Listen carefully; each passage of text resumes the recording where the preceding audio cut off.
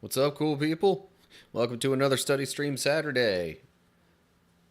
Um, I guess I don't know exactly how few seconds ago this was, but thanks to Crossing Tommy over on Kick for the follow there. Um, that makes 10 followers on Kick now. Sweet. It's taken a little while to get there, but progress is progress. I'll take it. Speaking of progress, not that I'm in, like, toot my own horn kind of mood or anything like that, but in case anyone's wondering about, other progress with the channel, or channels, I mean, I pretty much mentioned Kick and how that's doing with the 10 followers there. YouTube is, last I checked, which was earlier today, that's at 186 subscribers. And hey, yeah, thanks for the follow again, Tommy. Nice to see you. Hope you're doing well. And we will be in communications about other things a bit later. But for now, it's going to be Bible study time here in a bit. I don't know. Sometimes I talk a little bit to give some time for people to actually come into the live stream. So I thought, while that's going on, I'd give a progress update report thing. So yeah, YouTube channel's at 186 subscribers, and the watch time, because that's an important metric on YouTube as well, like the number of hours watched over the past year has been steadily increasing as well. Possibly even at a slightly higher rate than the subscriber count lately, but it's all good. Definitely looks like the 200 subscriber by the end of year goal is going to be met at the rate that we're going at, which I've pretty much all but decided at that point. Once that hits 200, I'll start working on a Discord for my individual stuff. There's the Same Spirit Gaming Discord, that's a different thing, but the for my individual stuff, once we hit 200 subscribers on YouTube, I'll make a Discord for that, and I might wait until 250 to like kind of make it public though, just to give myself some time to actually like put the pieces of it together, so to speak. So yeah, do not despise these small beginnings, for the Lord rejoices to see the work begin. Yes, good biblical. I'm pretty sure that's a biblical quote. Anyway, nice quote there either way, referring to, not taking the small stuff for granted, and just appreciating the progress that's made all along the way. So, it's been a couple of minutes. Not that I'm, like, anxious per se to get into the Bible study, but I'm looking forward to it partially because we're actually wrapping up Deuteronomy today, and yeah, I don't know. It's been quite interesting so far, just looking at all that Old Testament stuff that a lot of people kind of gloss over. And even like Joshua, which is the next book of the Bible, isn't one that people tend to spend a ton of time on, but it will also like very much shift in tone once we get there. But for this week, we're still going to be looking at Deuteronomy, and the last 2 chapters of it more specifically within this live stream.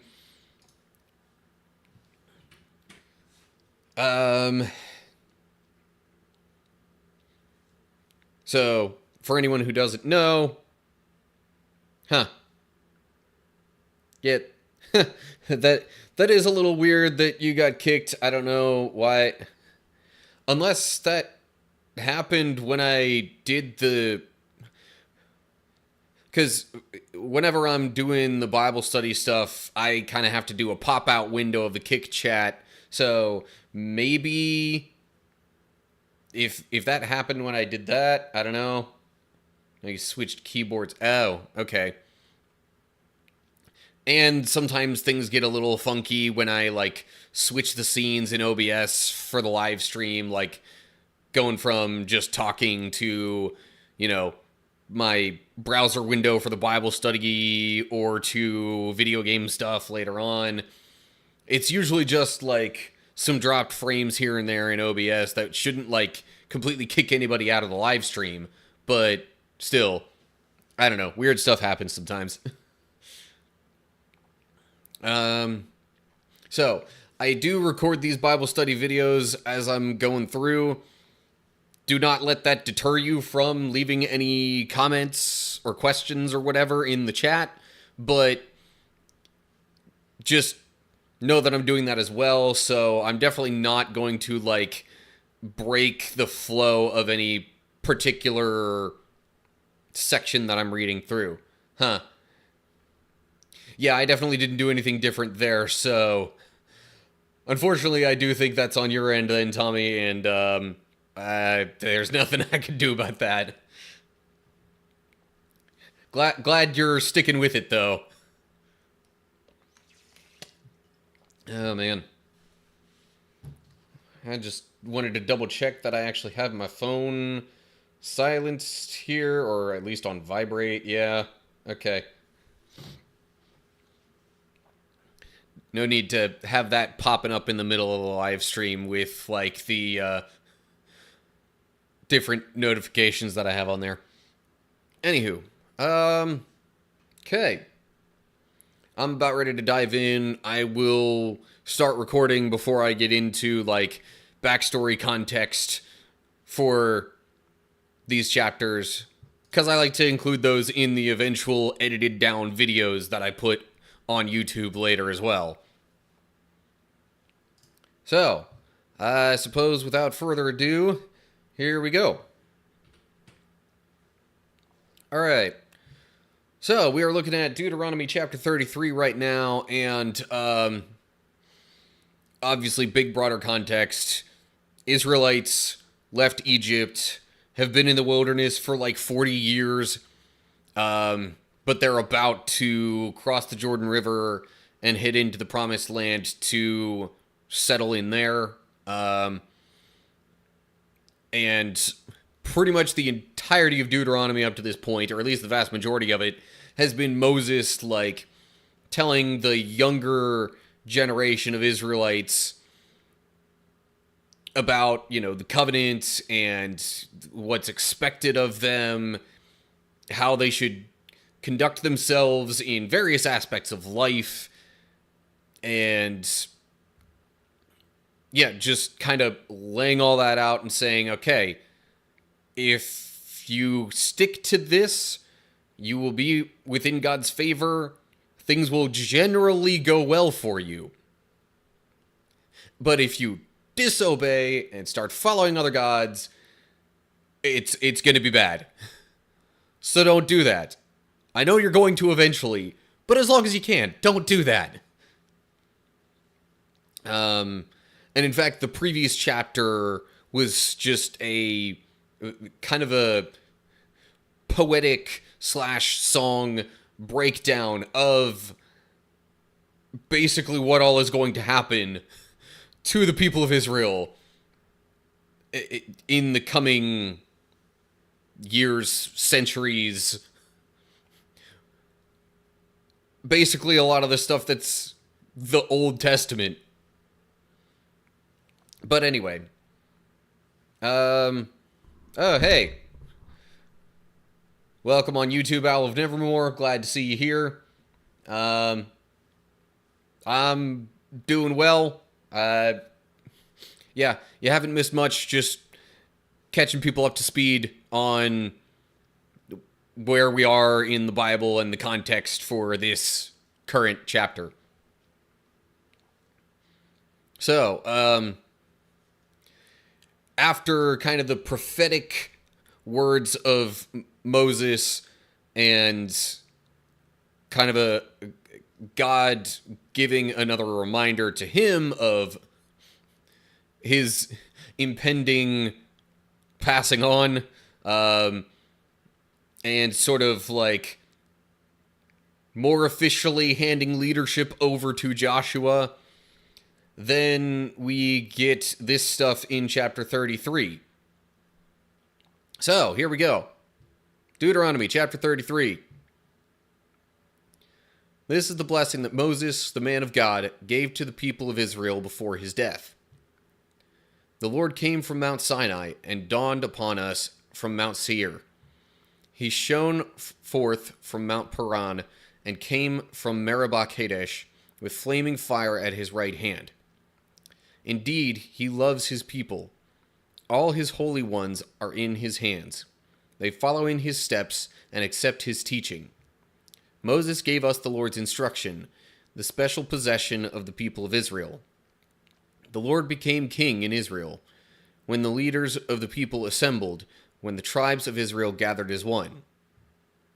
Okay, pausing there real quick. Oh yeah, by the way, I'm reading this from the New Living Translation, partially because I think the wording is generally more understandable on kind of a more basic English level. Also, it's one of the translations that I have not read through already. This is actually my fourth time reading through the entire Bible. I've done NIV, NRSV, and ESV already. So, yeah. This is one that I had not ventured all the way through yet. It was one that I first looked into with a previous job and ministry situation. It seemed like it was going to be a good choice for the students I was working with, so that's kind of what prompted me to start reading from it for this as well. Anyway, so kind of interesting slash, honestly, I'm going to say a little bit odd, Moses referring to himself in the third person here, seemingly. Because it says this is the blessing that Moses gave to the people before his death. But I guess maybe it's worded like this so that it's, more usable and understandable later on, after his passing. Kind of fits with the theme of the, quote, Song of Moses from the previous chapter. That was like the prophecy kind of stuff. They're in that format, especially for easier memorization.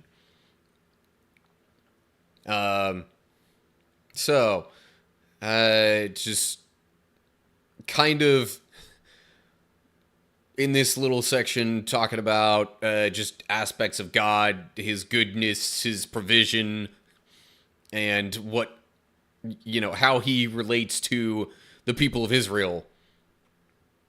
And bunch of footnotes to look at.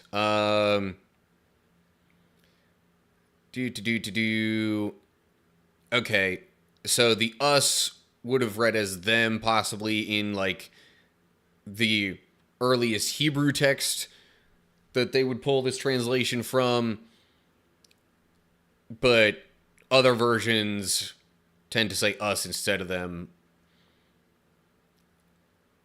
With Moses saying it, the us part is obviously implied to mean the Israelites.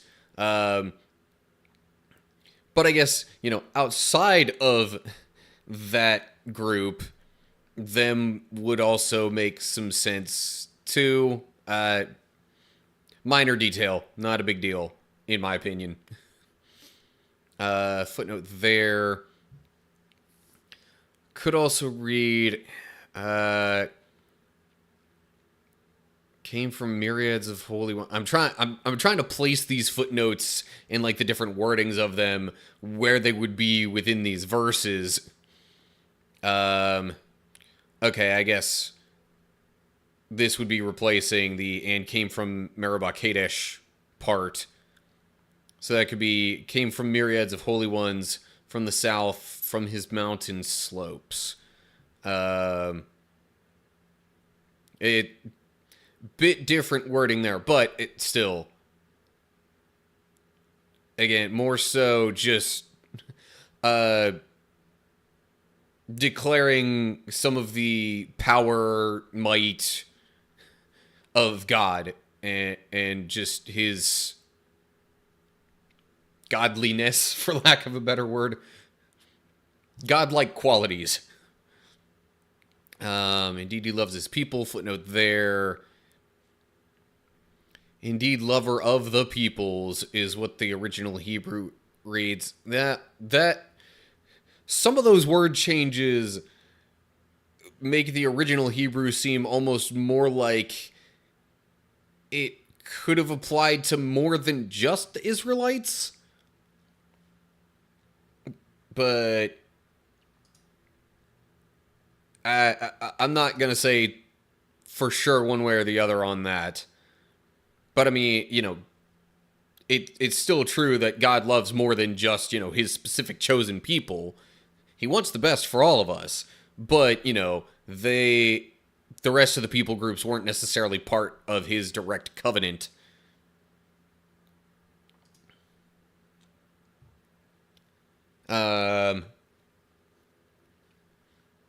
We love because he first loved us. Yeah. And I wonder if it's gonna get into some of that idea, almost encouraging the Israelites here to be kind, loving towards others because of God's love to them. But sorry, I'm making sure I don't miss any of the footnotes here in this section. Okay, Hebrew just says Jacob there instead of Israel. Israel was the rename of the person Jacob, but usually in this translation, at least, it uses Israel to refer to the people group, and Jacob to refer to the individual person. But a lot of times, perhaps in, the older documents these are translated from, and or even just in other versions of the Bible you might find today, you might see it say Jacob even in reference to the entire nation. This translation likes to keep those as separate in wording as possible. Lord became king in Israel. Hebrew says Yeshurun, which is just another way of referring to Israel, so kind of same thing anyway. Okay. I should move along because I have plenty more of this chapter to cover. Alright, so let's continue with verse 6. Moses said this about the tribe of Reuben. Let the tribe of Reuben live and not die out, though they are few in number. Moses said this about the tribe of Judah. O Lord, hear the cry of Judah, and bring them together as a people. Give them strength to defend their cause. Help them against their enemies.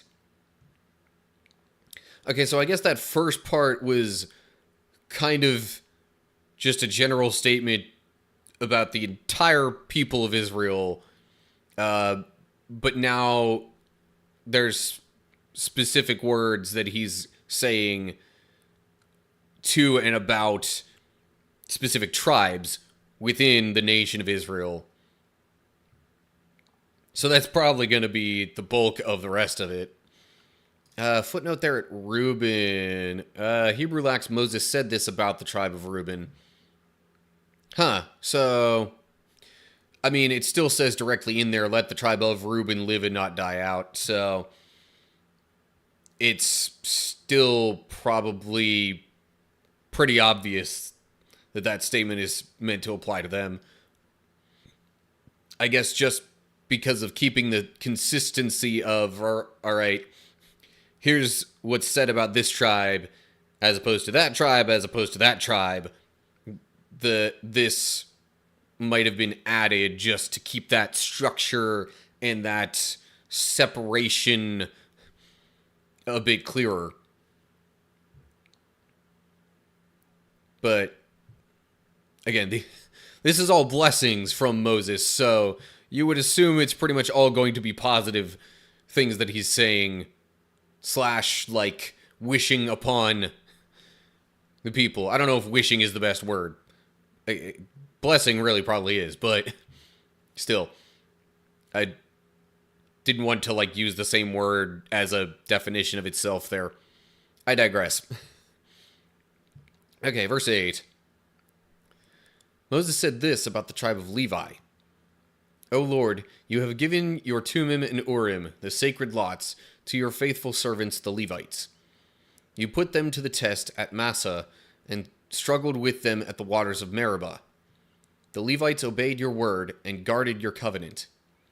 They were more loyal to you than to their own parents. They ignored their relatives and did not acknowledge their own children. They teach your regulations to Jacob. They give your instructions to Israel. They present incense before you and offer whole burnt offerings on the altar. Bless the ministry of the Levites, O Lord, and accept all the work of their hands. Hit their enemies where it hurts the most. Strike down their foes so they never rise again.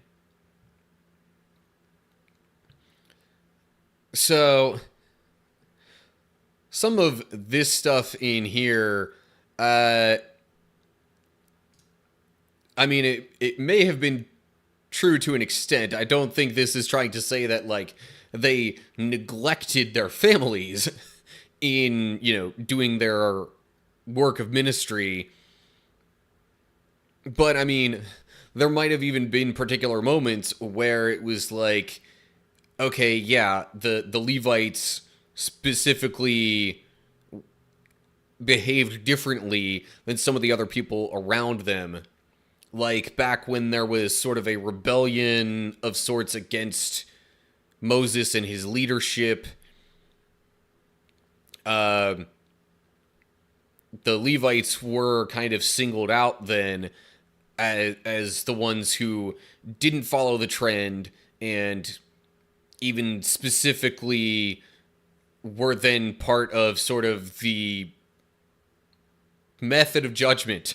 They were the ones to bring the judgment partially upon the other people who, rebelled in that situation.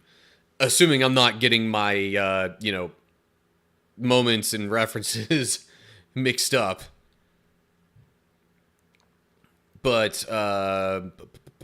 footnote there at Levites. Hebrew lacks saying the Levites there, but it's one of those things where even if it didn't say that directly, it would kind of be implied because the Levites were the ones who worked in the tabernacle and dealt with the Urim and Tumim and did those kinds of things. So, yeah. Whether or not it's there, whether or not it's directly written there, I should say, it's kind of implied anyway. But this seemed to, like, kind of give a little bit of praise to the dedication of the Levites, in addition to the actual, like, blessing part down in here. Okay, moving on. Verse 12. Moses said this about the tribe of Benjamin. The people of Benjamin are loved by the Lord and live in safety beside him. He surrounds them continuously and preserves them from every harm. Short and simple there. And wow, I don't know why I felt the need to check this in my head real quick, but I'm pretty sure the tribe of Benjamin ends up being the line from which Jesus is ultimately descended. But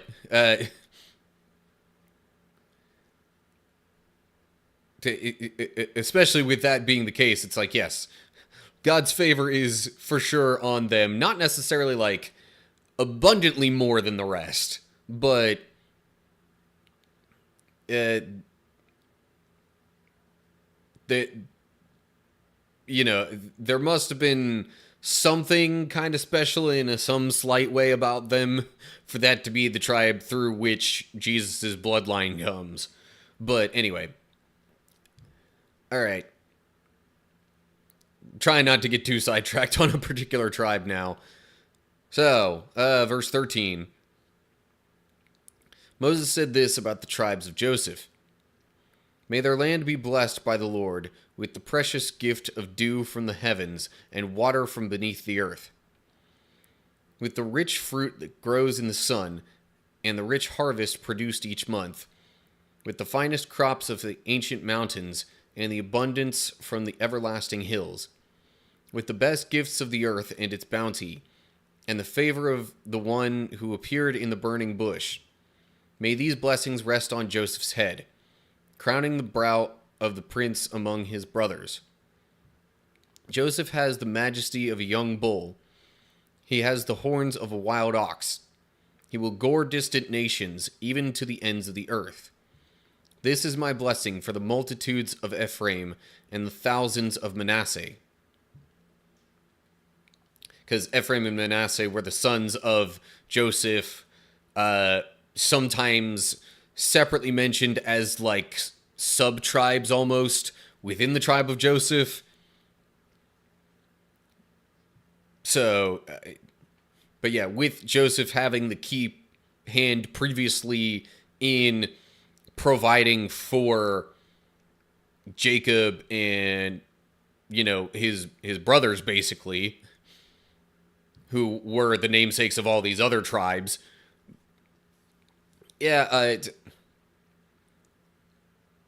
I guess it also makes sense that there would be kind of a little extra time spent, you know, declaring the virtues of Joseph and the tribe that, you know, has his namesake. And yeah, a lot of these blessings here seem very much like harvest, crop, abundance, you know, like basically having plenty of resources and food and all of that. Which is fitting because, again, Joseph, like, helped give food to his brothers and his father back when there was the famine that drove them all to Egypt in the first place.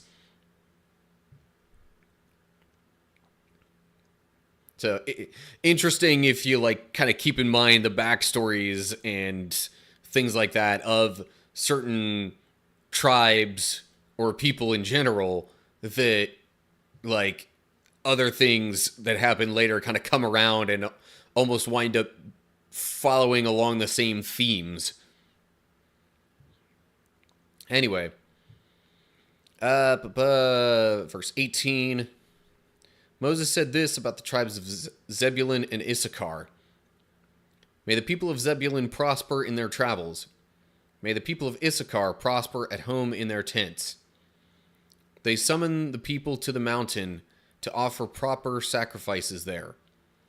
They benefit from the riches of the sea and the hidden treasures in the sand.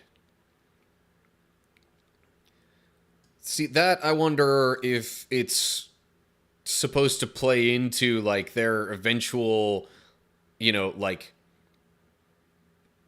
divisions of the land that they settle in later on. Because, I mean, there's definitely coastal area in Israel.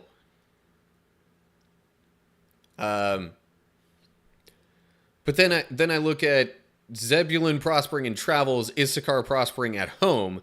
It's almost like flip sides of each other.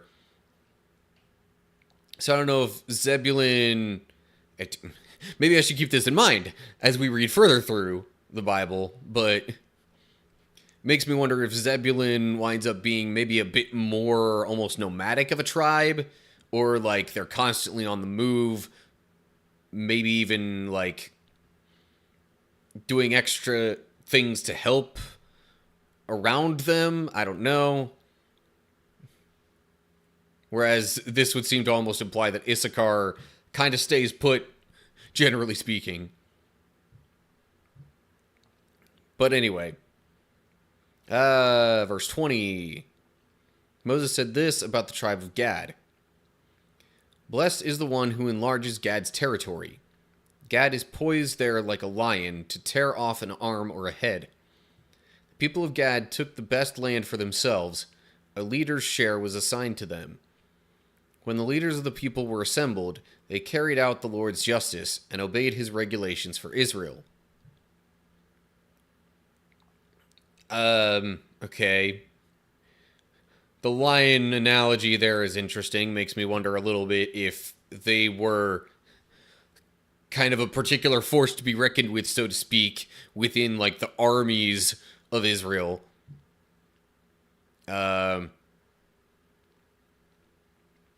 Also, taking the best land for themselves. I'm trying to remember if Gad was one of the tribes that kind of specifically requested to settle before they crossed the Jordan River, just because of the way the land was there.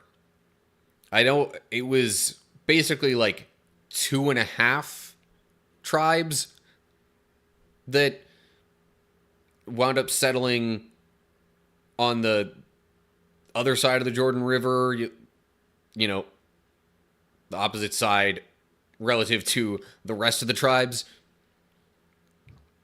But can't remember offhand if Gad was one of them. Might have to look into that. Anyway, verse 22. Moses said this about the tribe of Dan. Dan is a lion's cub leaping out from Bashan.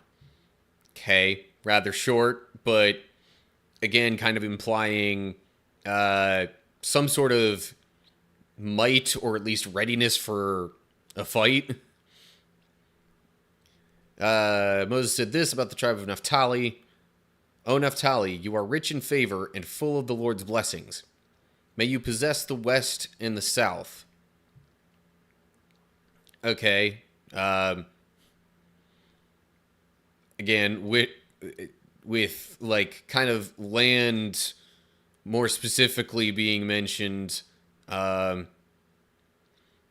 maybe that was the plot that they eventually the grammatical text in talking about this is weird, because it's like, okay, this is the past of a past that's already happened, and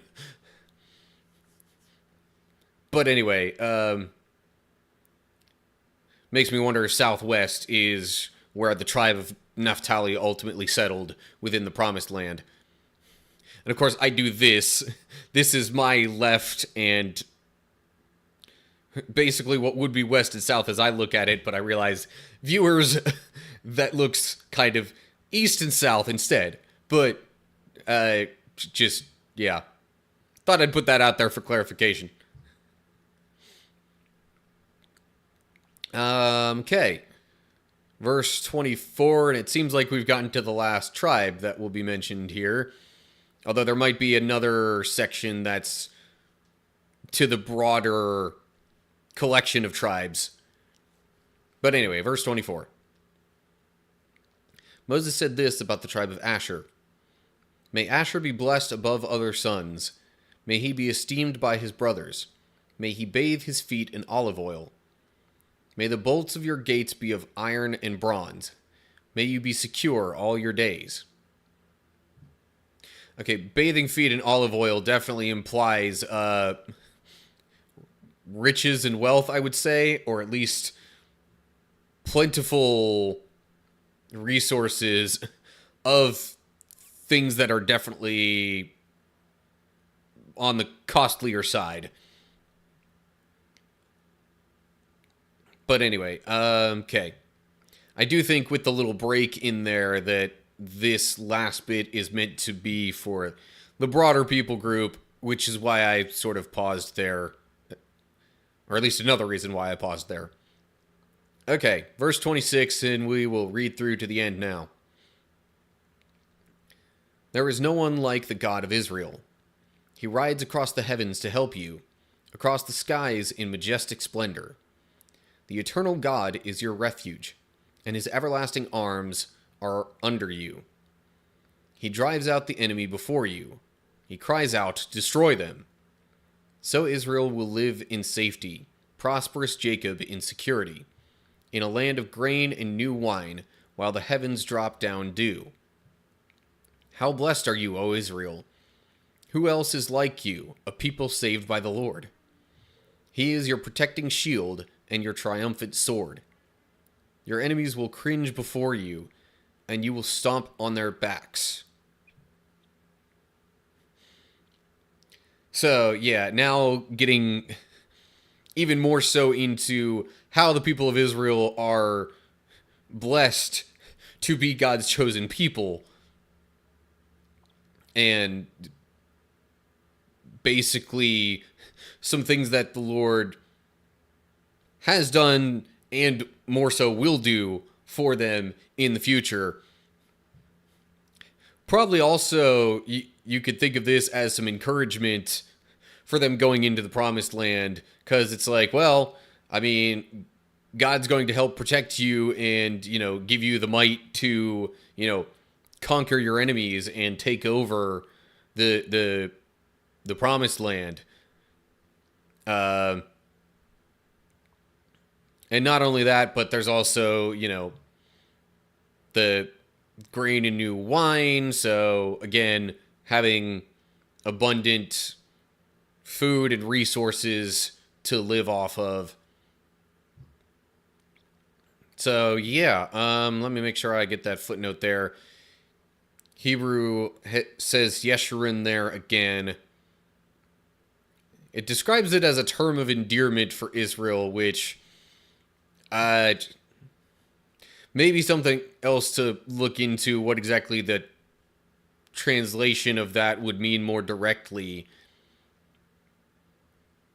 Perhaps it, sort of applies to their status as blessed or chosen by God. But anyway, I don't really have any other thoughts. Sometimes I'll have some concluding thoughts to, wrap everything up. But yeah, those were all blessings from Moses to the people of Israel. Kind of his, I don't know if last words, but at least a final blessing and encouragement for the people before they then cross the Jordan River. But that does it for Deuteronomy chapter 33. Okay. There's the first chapter of our live stream Bible study done. Yes, I do realize that even 2 chapters a week will take quite a long time to get through the entire Bible, but I don't know. It still seems like, I don't know. I don't necessarily want to rush myself into doing more. Granted, I could, switch up at some point what I do with my schedule on my YouTube channel and do more Bible study and a little less gaming. But I mean, even if I just flip those to 3 chapters of Bible study a week and 2 gaming videos, that would still take quite a long time. So I'm not real inclined to get picky over how many of these that I'm doing a week. I just want to make sure I'm doing at least 2. So, one more chapter to go through for the live stream. This will definitely be a separate recording, though, because as I'm posting these videos later on, individually to my YouTube channel, I figure it works pretty well, generally speaking, to just have a chapter at a time for each video. Alright. This is definitely a shorter chapter. We'll see if I end up having as many of my own thoughts for this one. But anyway. I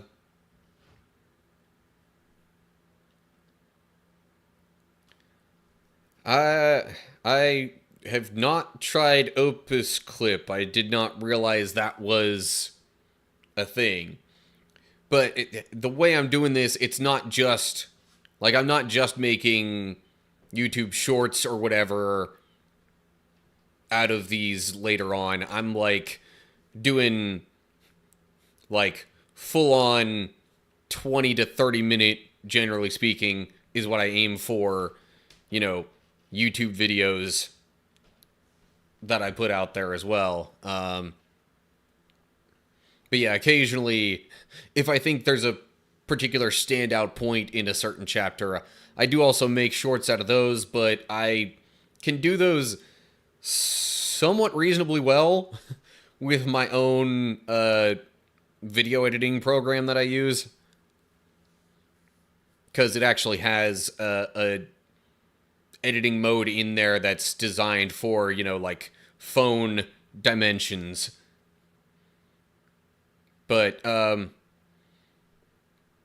could be something to look into a little bit. But yeah, my flow is usually, alright, I do the live stream, have those recordings while streaming, edit kind of mid-length videos out of that, and then if there's a particular moment from those videos that I want to emphasize and turn into a short video, then I just kind of, you know, set the window in the editing program the way that I want for that, transfer them to my phone, throw those into CapCut for the captions, and then from there I will, you know, upload and share it to my various platforms that I share those on. Anyway, little behind the scenes look at, or not even a look per se, little behind the scenes info on kind of my video workflow.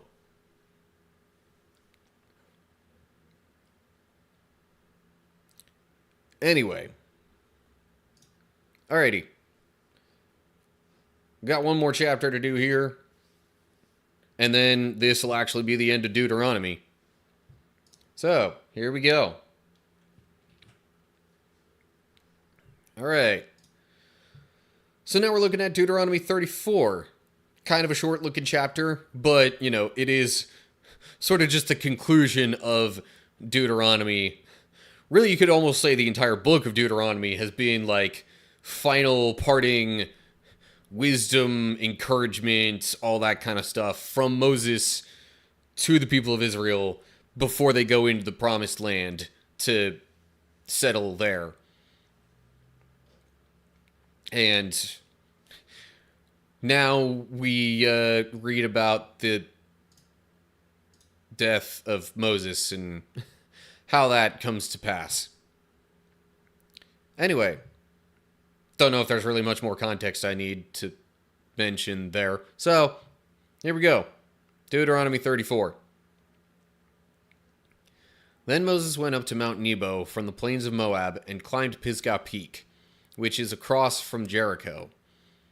And the Lord showed him the whole land, from Gilead as far as Dan, all the land of Naphtali, the land of Ephraim and Manasseh, all the land of Judah, extending to the Mediterranean Sea, the Negev, the Jordan Valley with Jericho, the city of palms, as far as Zoar. Then the Lord said to Moses, This is the land I promised on oath to Abraham, Isaac, and Jacob when I said, I will give it to your descendants. I have now allowed you to see it with your own eyes, but you will not enter the land. So, as was mentioned in some previous chapters, Moses was kind of told to go up this mountain so he can look at least the bulk of the promised land that, the Israelites are about to go into and settle in. But because of previous disobedience on the part of Moses, he is not allowed to enter. Despite all these years kind of leading the people,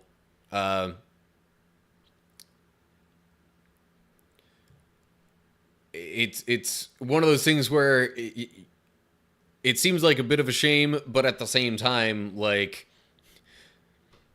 Moses is also just getting old. And, I mean, it said a few chapters back that he's 120 years old at this point. So, age is catching up with him as well. But on top of that, there was also him disobeying God by striking a rock to try to get water from it when he was supposed to speak to it. Like, God specifically told him to speak to the rock. But he didn't do that because A, he was frustrated, B, it was a tense moment, C, striking a rock is something he had done before, so it was more familiar to him. But anyway, yeah, also, reminder, because it's been so long in the Bible since this was, like, originally established, yeah, this land is called the Promised Land not because God promised it to this group of people just in recent history. No, it was promised to their forefathers way back before any of the stuff in Egypt happened.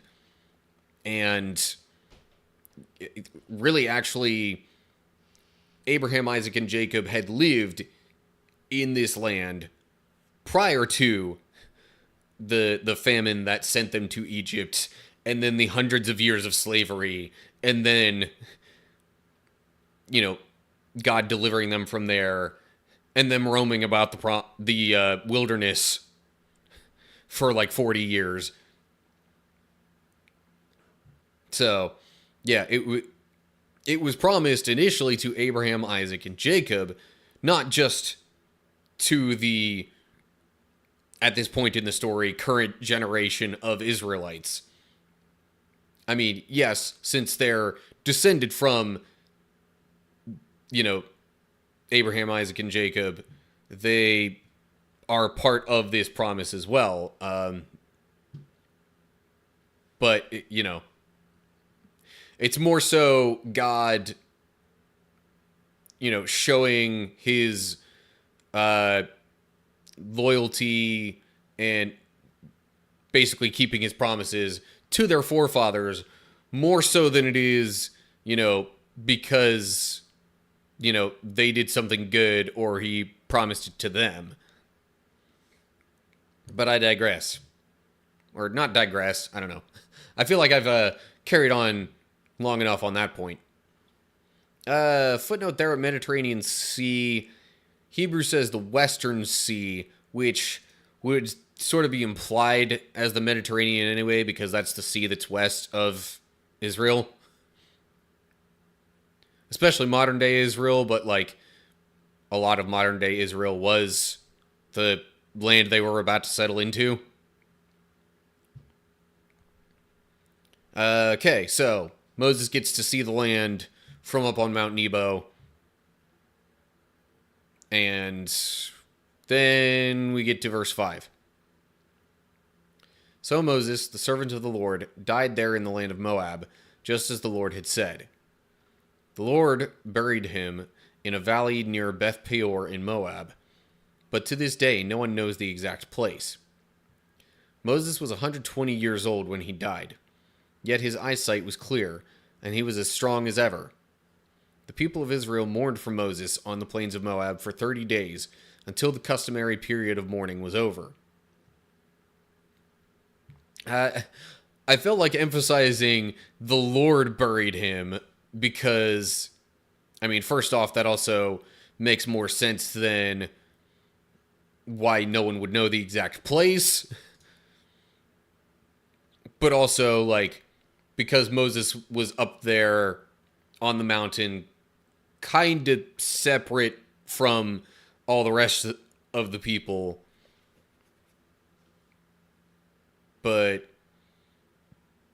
interesting then that, like, he was up there, although it just says he died in the land of Moab. It doesn't say he actually died up on the mountain specifically. So, let's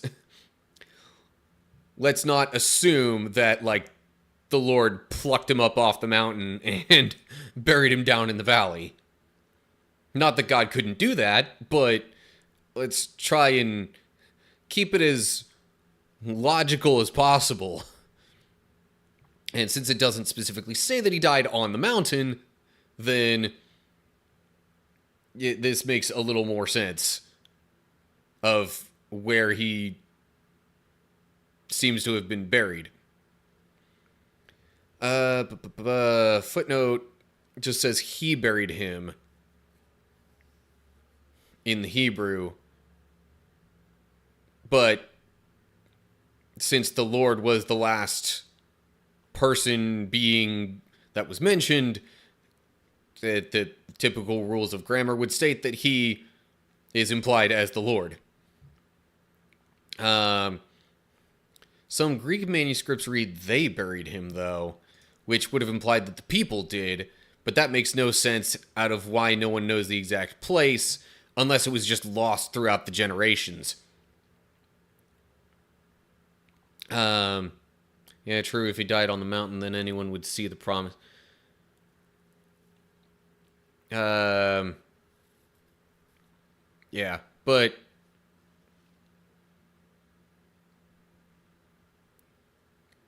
well, it's more like anyone would have seen him, or at least his burial place, if they went up that mountain. Anyway, welcome to the chat. I'm just gonna call you Muzzy, I guess. Thanks for stopping by. Yeah, there was a previous chapter already for this live stream that you missed out on, but if you want to go back and watch that, this will be archived on YouTube once the stream is done anyway. Plus, I'll be splitting these up into individual videos, chapter by chapter, later on. Appreciate the encouragement as well there, Muzzy. Also, I don't necessarily remember reading that 30 days was like a designated period of mourning, but sure. I have no reason to doubt this either. So, after Moses died, the rest of the people mourned for him for 30 days, and it's kind of assumed then that they kind of started getting ready to cross the Jordan River. But let me just read on and see what actually officially happened next. So, verse 9. Now Joshua, son of Nun, was full of the spirit of wisdom, for Moses had laid his hands on him. So the people of Israel obeyed him, doing just as the Lord had commanded Moses. There has never been another prophet in Israel like Moses, whom the Lord knew face to face.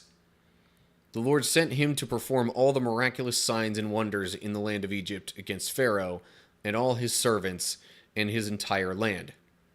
With mighty power, Moses performed terrifying acts in the sight of all Israel.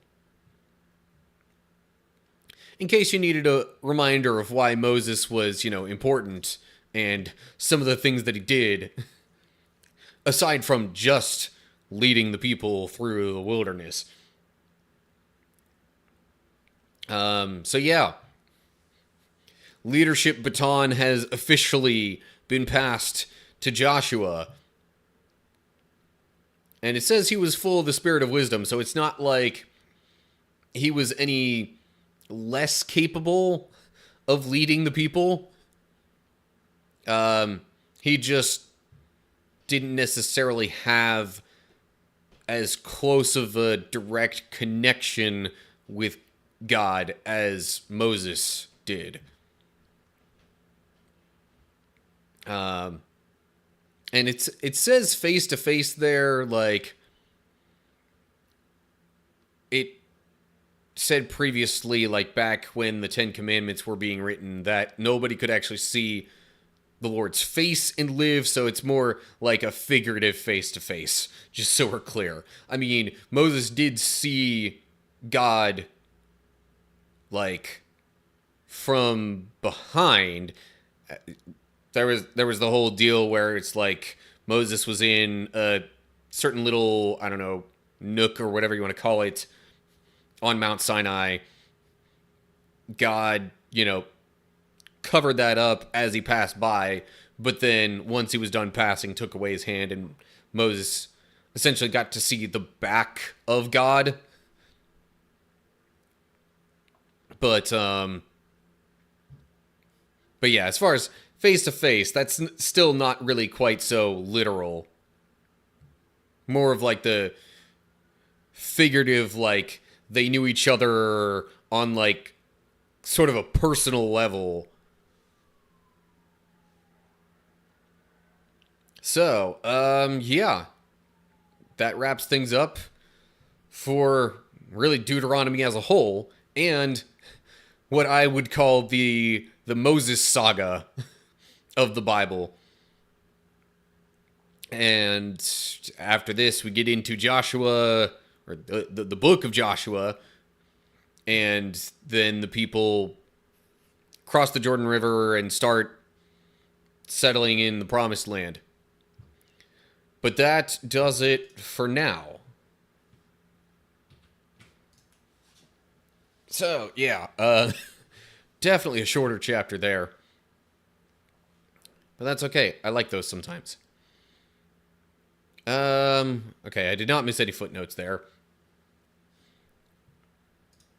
So that's actually going to do it for the Bible study portion of the live stream today. Again, if you missed any, feel free to go back and watch archived version once I'm done, or in like, I'm going to say roughly a month, I'll have, the individual chapter videos. But that doesn't mean the stream as a whole is done. I'm going to take a quick little break, shift my setup a little bit, and I'll be playing some video games.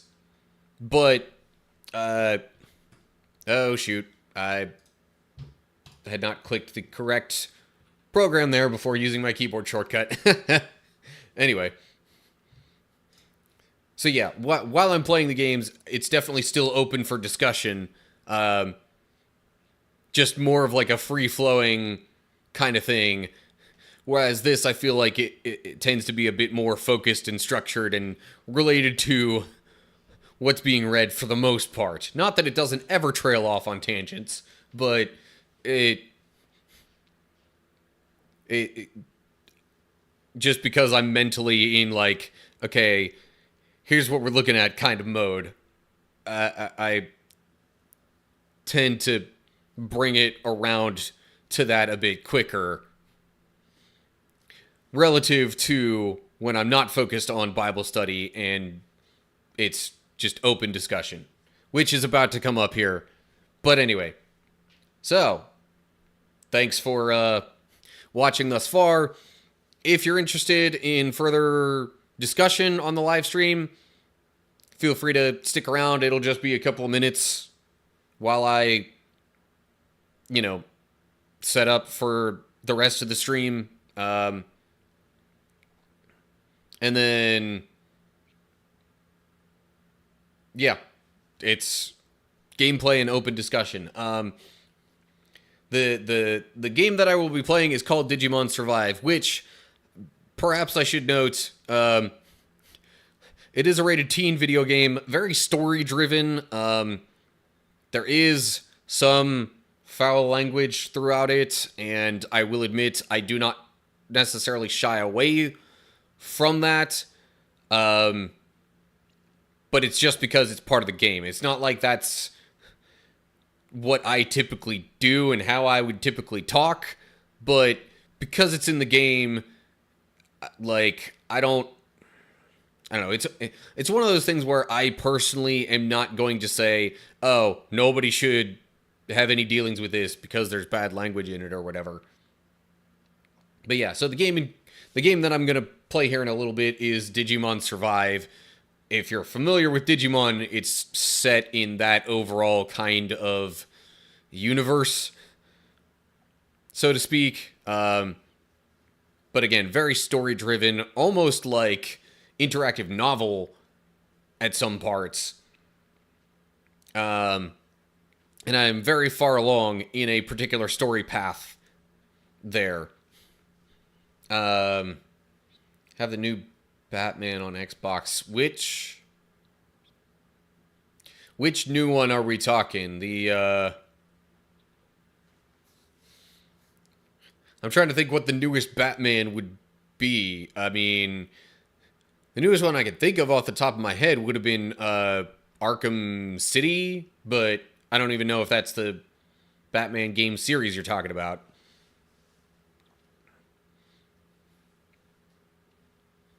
Haven't tried Digimon. It often gets a lot of comparisons to Pokemon just because it's like, oh, hey, creature things that are used to fight. But it's definitely not quite the same. Damn it. Oh, Gotham Knights. Gotcha. Okay. So Batman universe, even if not like Batman actually, I don't even know if I don't even know how Batman centric the story of that is. But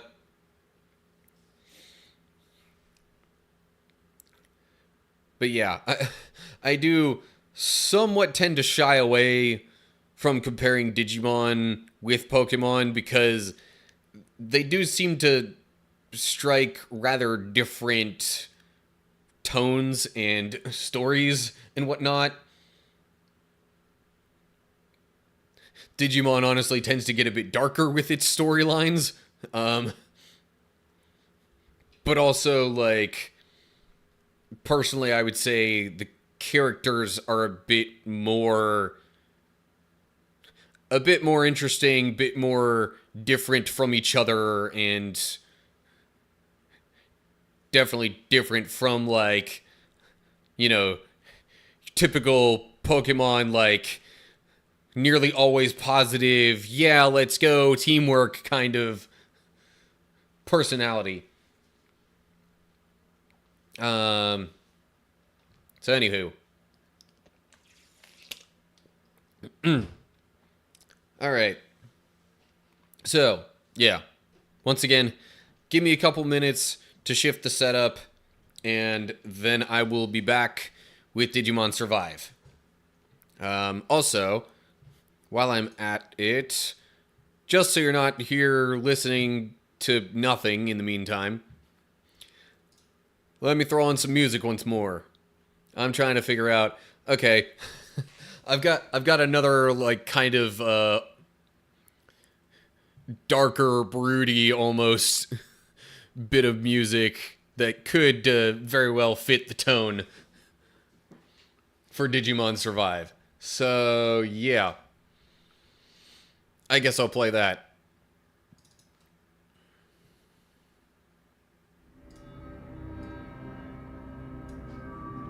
Alright. See y'all in a couple minutes.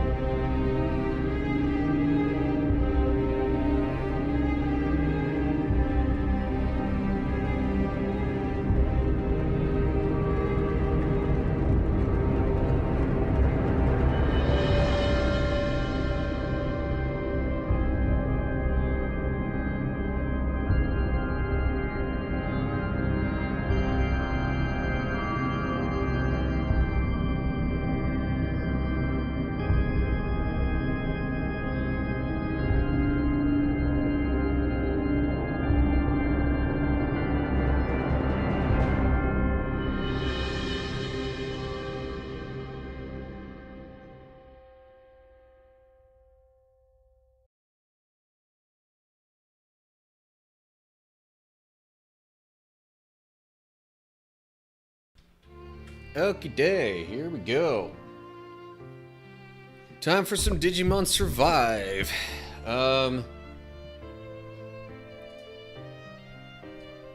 Sorry. Shifting a couple of little things here real quick. Mostly moving YouTube chat window over closer to where I'm actually looking while playing the game. Yeah. Again, the broody kind of like almost dark music really fits tonally with the game. Also, I'm just noticing now how many people it's showing here. I guess the reason it's not showing Aoi with the group on the start screen here is because she's like separated from them. Like, she hasn't died yet or anything. But anyway. So, for anyone watching who is not familiar with this game, there are multiple different story paths. Well, 4, I guess, in particular, that you can have in this game. There's like the true ending thing where everybody stays alive throughout the whole thing. And then there's 3 other paths that kind of depend on your karma alignment, as it's called in the game, and a particular choice that you make at the end of chapter 8, basically. And that decision very much shapes the story for the rest of the game. I have played this through a couple of different times already.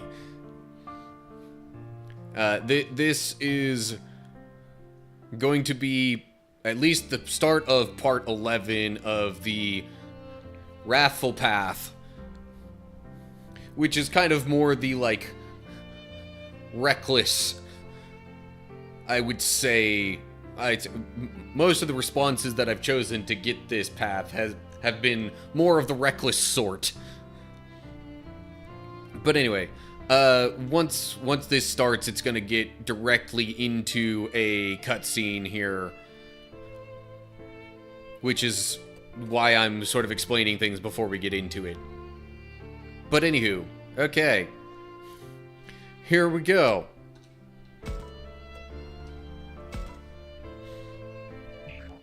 Is cutscene even the most accurate thing for this? I don't know.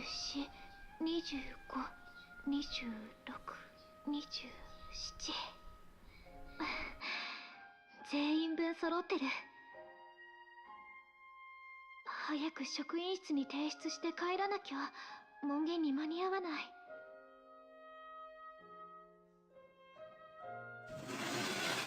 A little more backstory on Aoi here. Class president. I guess maybe that was mentioned in her little, like, character bio thing, and I had just forgotten about it.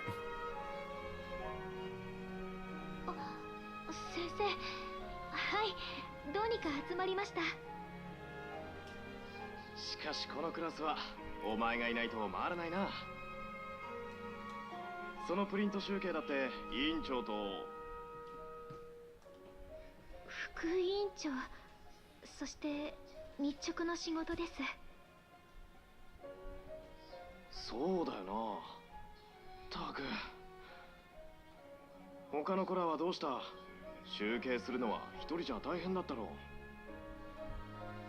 それがあの子たちは忙しいみたいで。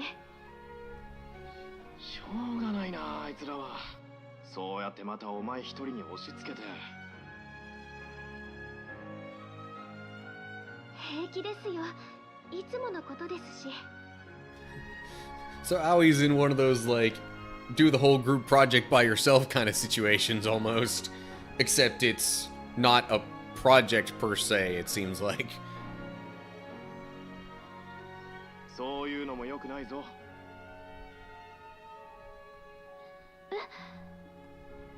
こういう時は先生に相談しろって前にも言ったろう。お前だけが苦労するのはおかしいんだからな。あははそうですね。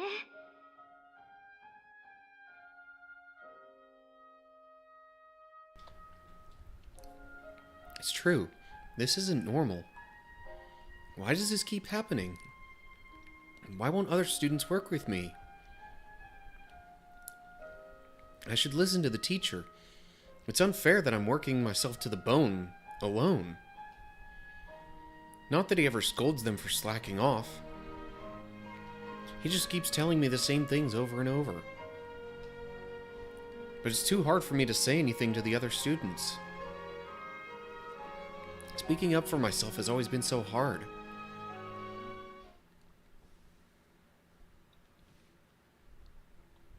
Until I came to this world.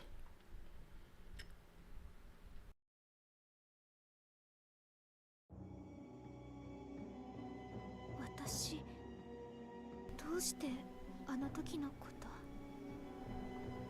葵、大丈夫？顔色が良くないわ。平気よ。そんなこと言って昨日から全然寝てないのよ。森の中を一晩中歩き続けて。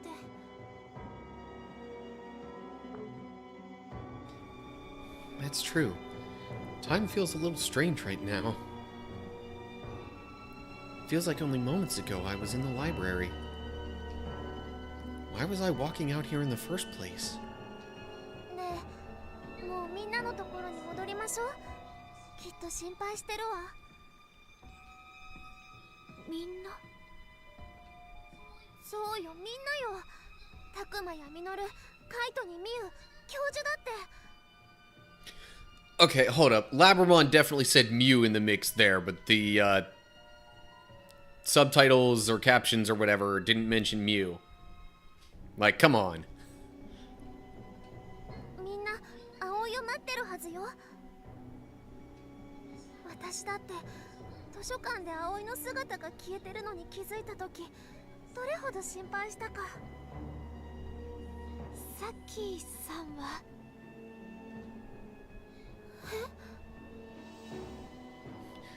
What am I saying? Why did Saki pop into my head? Oh, now I remember. I'm sorry. That freaking, like, doom.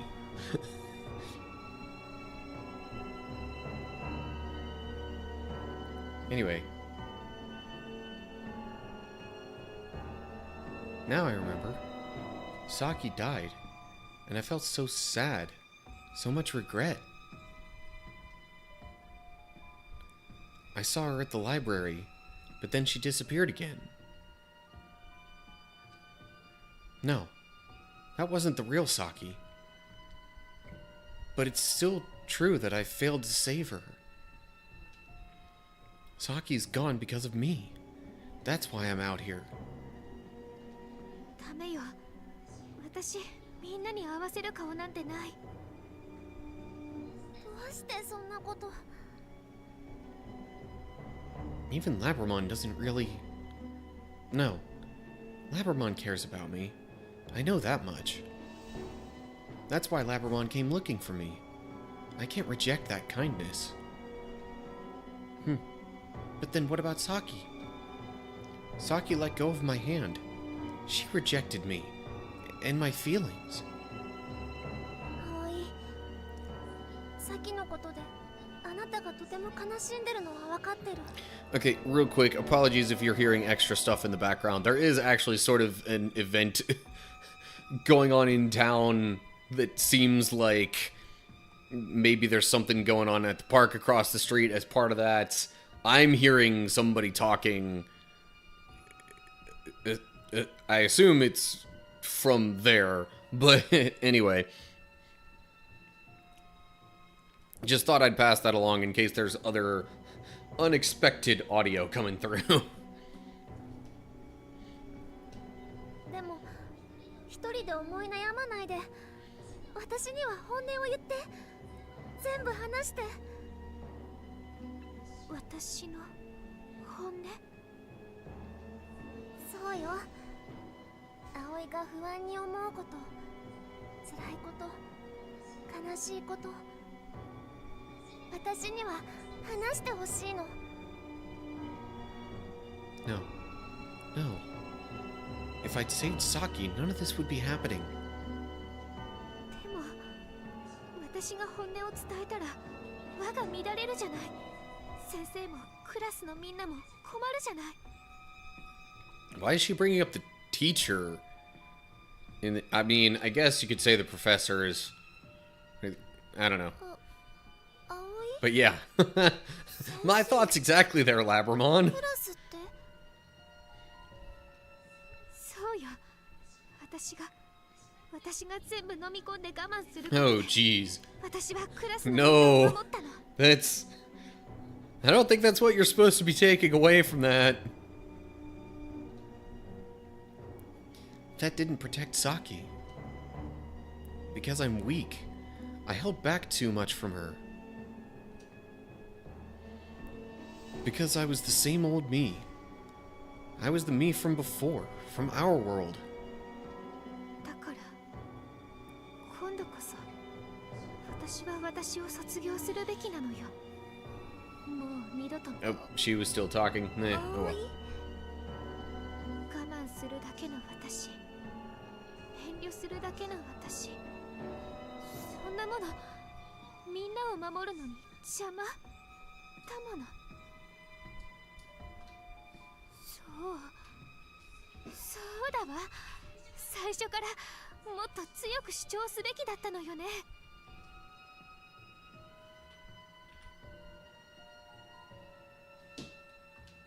みんなを、世界を守るためには全員が分かり合って等しく助け合うべきだったって。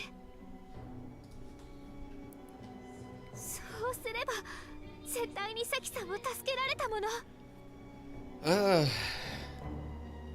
Alright. Since I'm engaging with chat here, I guess I'll put my face cam back in the mix. さっきから何を言ってるの？ I've been generally alright. 私たちが救われる方法よ。 I did wake up this morning with like a really stiff neck, やっぱり私は間違って but otherwise I'm doing alright. 何よりも大事な I had 調 another 和と協調。 physical therapy session つまり just to kind of see if there was some other stuff I could do to sort of add to my recovery program, so to speak. 誰かの死も訪れない。 But it seems like that's probably going to be the last time that I 私の理想は have another one of those 全員が sessions. 助け合って And from here on out, it's just going to be me keeping up with the exercises and stretches and stuff that I've been given. The progress on my knee pain seems to be pretty good. I wouldn't say it's 100% gone yet, but like it mostly is. I just need everyone to understand exactly how I feel. We must all become one. I was wrong to reject the idea of group harmony. That's why Saki had to die. The only way to prevent that is for everyone to be the same as me. Not sure I like where that train of thought's going. タクマ、ダメだ。 Good that I reached the end of it. Physio isn't supposed to drag on, it just lines the pieces up.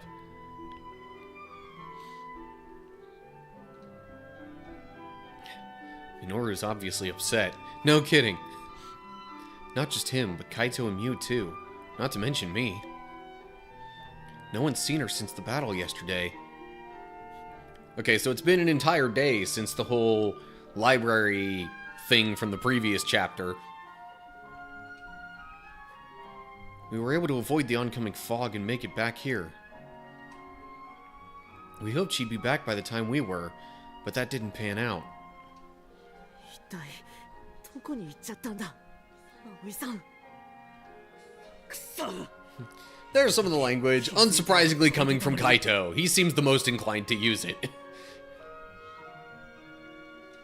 あいつが消えちまったことにも気づけなかったなんて。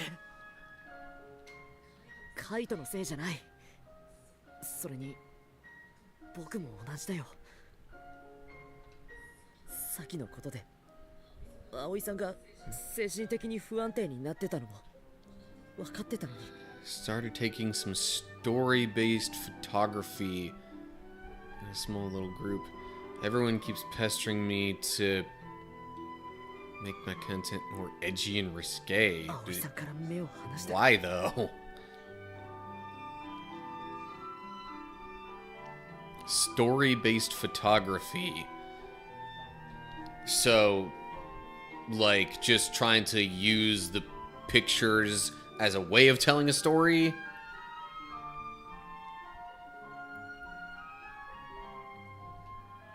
唯一の救いはラブラモンが葵さんを追っかけてたってことだよな。 For some reason, there was like a moment where I'm like, wait, this sounds a bit familiar. Somebody being in a group, in like a hobby group, telling them to like get more edgy with what they're doing. It's like where you get dolls or figures, pose them, and create a scene or story on it. Okay. I was trying to think of what, like, story, context, reference, or whatever that whole situation sounded familiar from, and I guess the closest thing I could think of was, if I remember right, some of the plot of Doki Doki Literature Club winds up, being sort of like that, where one of the characters' poetry ends up being, like, way different, a lot more, like, nice and bubbly and whatnot from the rest of the characters.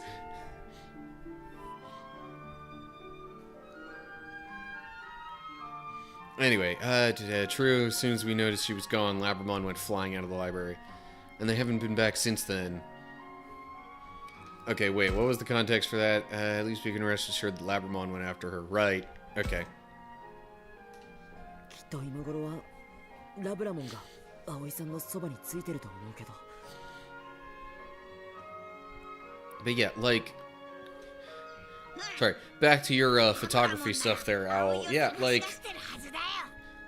It doesn't necessarily have to be edgy. Like... Just because that's what a lot of people do with their stories nowadays, that doesn't mean that it's how all of it has to be. Like... I'm not sure I, in particular, can think of any recent examples because I don't read a ton of books or watch a ton of movies or anything like that, but, like, there are good stories that can be told without getting, like, super duper edgy. Shoot, the most recent movie I watched was actually, the second Sonic the Hedgehog movie. And that wasn't edgy to any extent, really, but it was fun for me, especially as a Sonic the Hedgehog fan. But I think even just beyond that, it was kind of a fun one in general. I don't know. I can see how it would have less appeal to non-Sonic fans, though. 必ずな。 More wholesome about a group of sisters. The boyfriend of the eldest sister. でももしも Yeah, like... もしも葵 I さん don't... が本当は敵に捕まってた Not that it's quite the same thing, but, you know, for me, doing, you know, YouTube and live streaming and stuff, I don't even know how many voices there are out there saying that, like, oh yeah, you gotta just, like, you gotta do this, that, and the other thing, you gotta have, like, super edited videos with all these, like, different attention-grabbing transitions and effects and whatnot, and your thumbnails have gotta, you know, be, like, a certain quality and fit certain formats and styles and whatnot. Like, I'd rather just do my thing and just, you know, maybe let myself kind of stand out a bit in that way and also not make myself hate what I'm doing. そんなのわかんないじゃん。 Kind of is the same, other people telling you what your content should be, but you want to make the content you want. Yeah, exactly. Like, I also don't know how many times I've been told, yeah, the gaming content scene is oversaturated. みゆ Uh, う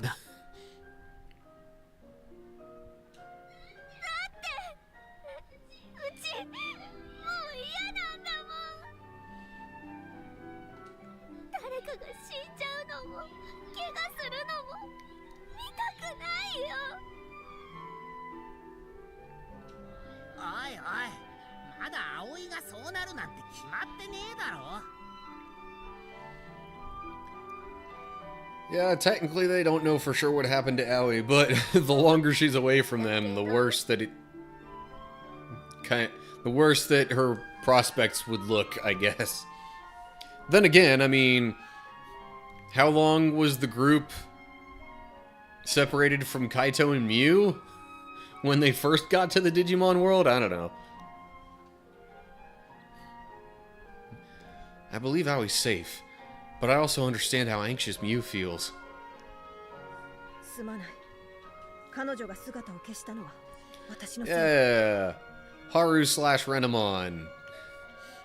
Wonder if they're going to establish in this particular story path why that form is still being used. レナモン。僕たちはレナモンを責めるつもりはないよ。レナモンがみゆきを助けたい一心であんなことをしたのはみんな分かってるから。そうだよ。誰が悪いとか言い出したらキリがないしさ。そもそも全部主のせいじゃんか。ところで、レナモンは Once you know who Haru really is, it so changes the character. Yeah.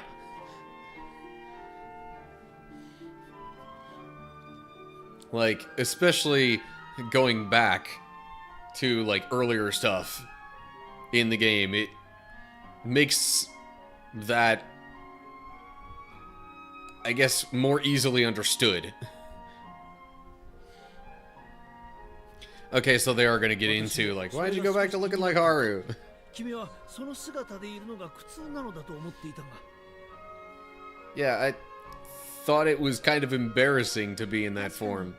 お前のふりをするのは屈辱的だったと言ったが、それは過去決断した時の話だ。今はもうこの姿でいることに違和感もなくなった。 Oh, the old you who was still an enemy, kind of? むしろ元に戻ろうにも体がこちらの姿の方が自然だと感じているほどだ。 Probably because you've spent so much time in this form. それにこの姿でいたおかげでみゆきも少なからず反応してくれたからな。 Oh, that's right. Okay, now I'm hearing more, like, speaking stuff from off in the distance. And that just reminded me, if I'm remembering what I read correctly, there's supposed to be some sort of, like, walk-run event going on right now. いつまたみゆきが現れるとも限らない。その時春の姿をしていた方がいいはずだ。この姿でいた方がみゆきが意識を取り戻しやすいかもしれないだろう。そうか、そうかもしれないね。 Can't hear anything other than me in the game. Yeah, I know. It just... そのことなん No だ matter が how many どう times するかね。 I've, had evidence 彼女を of 探すのか、 this microphone being pretty good at あまり isolating, 時間も you know, 残されていないと思う。 audio sources, I still can't help but think of other stuff going on in the background.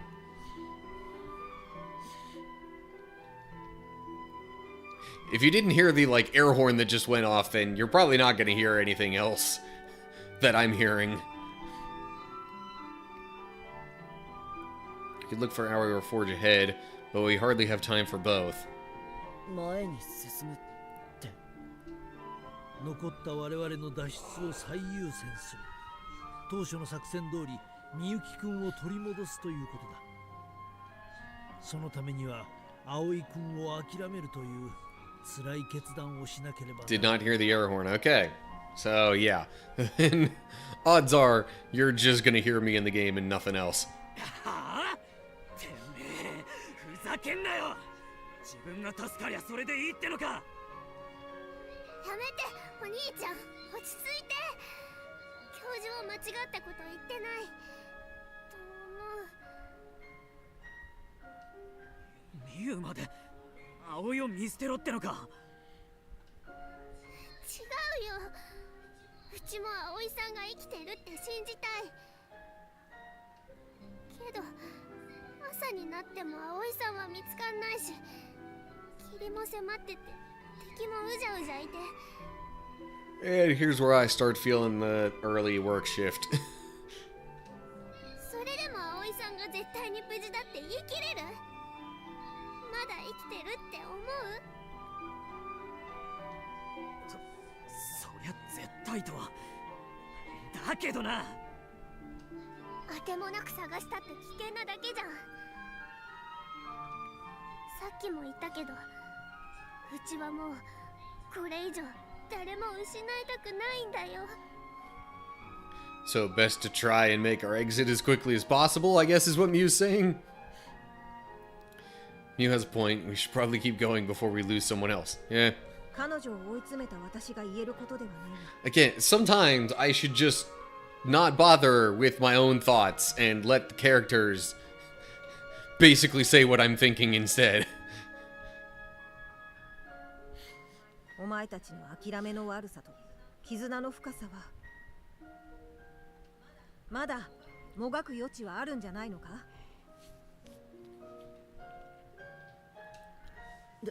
でもレナモンはそれでいいの？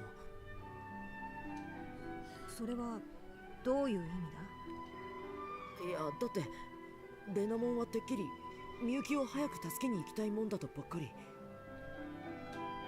私もそう思っていたが。一刻も早くみゆきを助け出したい気持ちに変わりはない。ただそう簡単に助け出せるほど主は甘くはない。認めたくはなかったが、みゆきの救出にはお前たちの。 So he's thinking, well, if they can find Aoi, then they'll have more help for the fight. そのためにも葵を探し出すべきだと、そう思っただけだ。レナモン。 Renamon's right, though.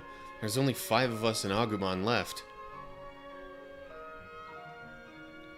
We'll need everyone's help to save Miyuki, not to mention the whole world. みんな、レナモンの言う通り、諦めずに葵さんを探し出そう。それでこそたくまだよ。俺も Can you continue making the content I want to make, keeping it clean and wholesome? And if people don't want to look at it because I'm not as edgy as them, then so be it. Yeah, like... So what? This is just a hobby thing anyway, right? So... It should be the stuff that you want to do. もう仲間を失いたくねえ。なら、そのために動くしかねえだろ。 Just a little bit disheartening that they ignore... Yeah, I can understand that. Like, you know, while I do generally at least get some viewership of my content on YouTube and my live streams and whatnot, it's still nowhere near as much as a bunch of other people out there. So, I mean, a bit different, but still maybe kind of relatable in that way, because it's like, just because I'm not doing the particular stuff that a lot of people say to do to, like, stand out and or have a particular niche that you stick with or anything like that. Like, if that gets me lower viewership, not doing things that way, then so be it. At least I'm still enjoying what I'm doing. いいんだミュウ。怖いのは当たり前だからな。でも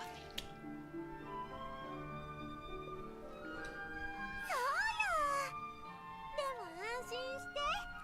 いつだってミュウのことは私が守るから。うん。わかった。うちも泣かないで頑張る。よーし、これで次の行動は消えた葵さんとラブラモンを探すに決定だな。しかしどうやって探すつもりだね。I expected kind of a like response to that. ひとまず校舎周辺とまだ霧の覆っていない箇所に足を伸ばしてみたらどうだ。ラブラモンがついているなら必ずこの校舎へと戻るよう誘導するはずだろう。ここへ戻ってきているなら何か痕跡がつかめるかもしれないぞ。さすがファルコモン、いいこと言うな。よし、そうと決まれば急いだ方がいいな。こうしている間にも霧が徐々に広がっている。取り返しのつかないことになる前に探しに出よう。ああ、みんなで手分けして This seems like it's about to get into like an exploration type. Okay, free action. Yeah. Same thing, just with limited number of things to do. Alrighty. Saving there. Alright, I've been getting some phone notifications. I would like to at least take a quick look at those. Okay.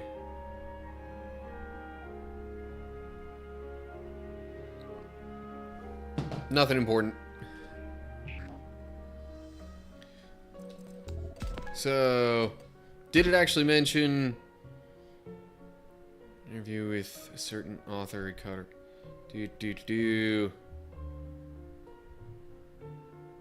I thought. Hold up, do these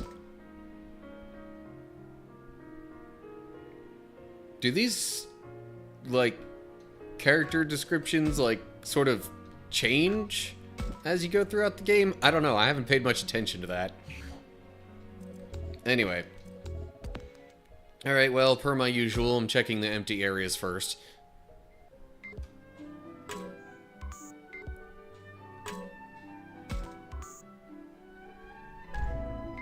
All-purpose ointment.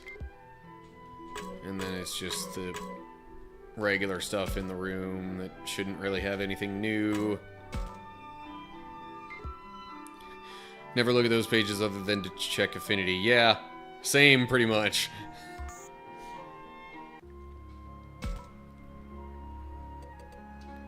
Woods by the school. Anything here?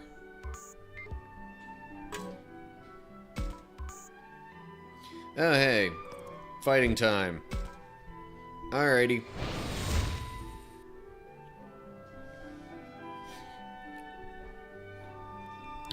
Honestly, main reason I'm doing these is just to recruit / collect any Digimon that I haven't already. Which I already have these ones. Gigadramon, Megadramon, and Machine Dramon.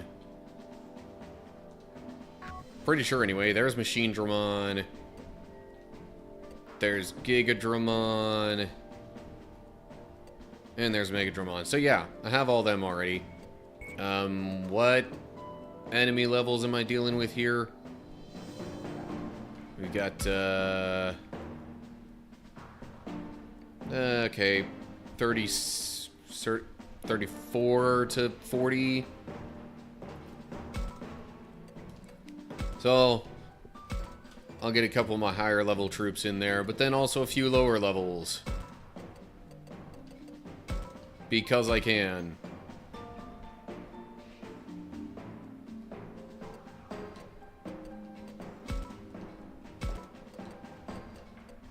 Hopefully this team will be sufficient.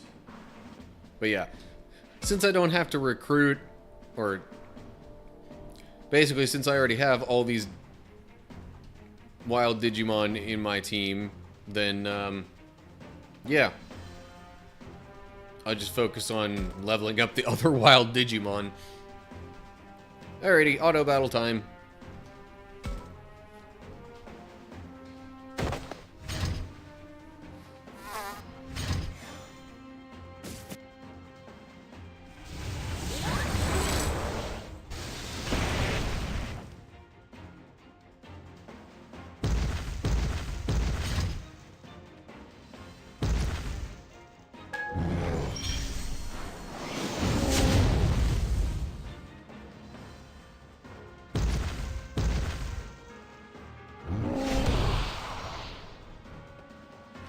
Really, the main downside to auto-battling all of this, I would say, is that they literally never wind up checking the chests. At least not intentionally.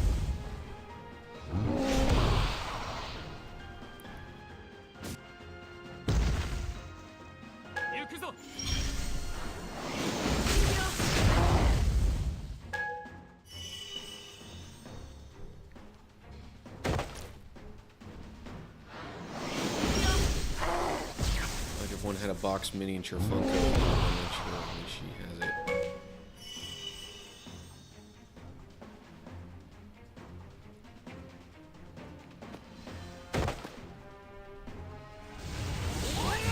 Okay, so just like keeping character continuity and all that.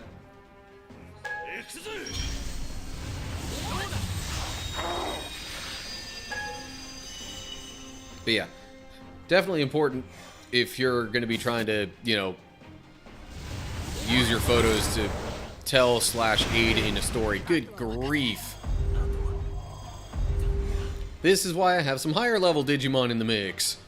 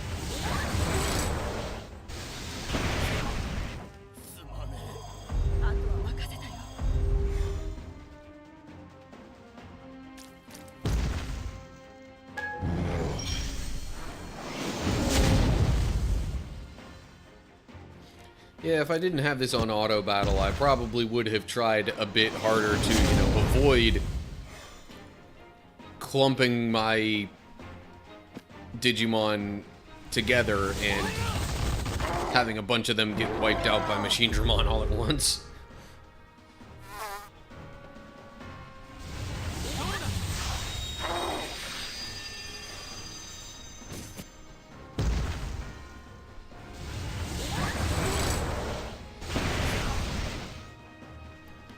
I don't know, this is looking kind of close, but I think my team still has it.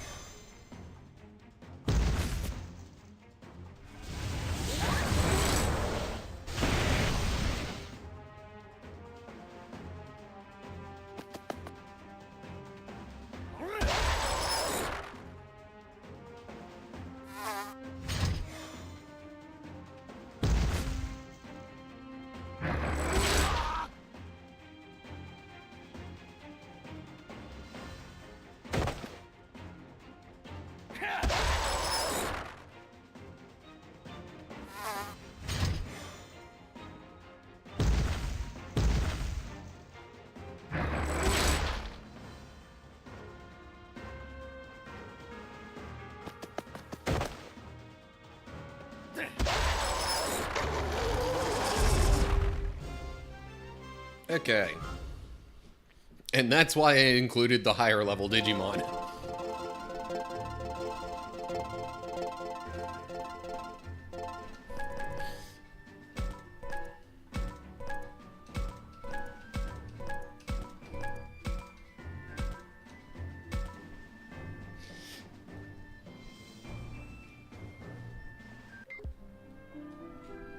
Okay, nothing else in this area. And this is still just checking the empty spaces. Go to forest area.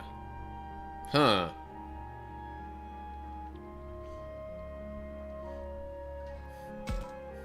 Let's see what Agumon has to say, I guess. Hey, Takuma, there's something over here. Oh, Ron Duffney. Hi, how are ya? Been a little bit since I've seen you in the stream. Geez, I think I was playing Portal 2 last time I remember seeing you. Anyway, glad to see you again. I'm doing pretty well, generally speaking. Just still working, you know, my full-time job to keep paying the bills, and then also, like, working on my YouTube stuff and seeing the just slow but steady growth of things. So, yeah, good stuff for the most part. Also being active at church.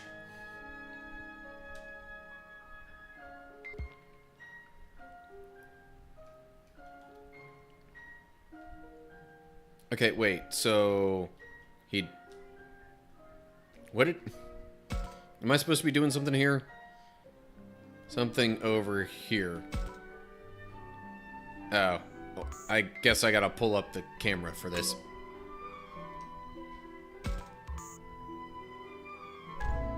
Mysterious fruit. That seems like a new item. I don't remember getting that before. Although it looks a bit like a different shaped acorn to me. It's pretty tasty. Let me have a bite. I'm not so sure that's a good idea. Then again, Agumon doesn't normally want to eat random stuff growing wild. Maybe he can somehow instinctively sense that it's safe or good for him? Why did I do that? I'm gonna save here just in case, but I don't think it's gonna be a big deal. Actually, is that currently in my inventory?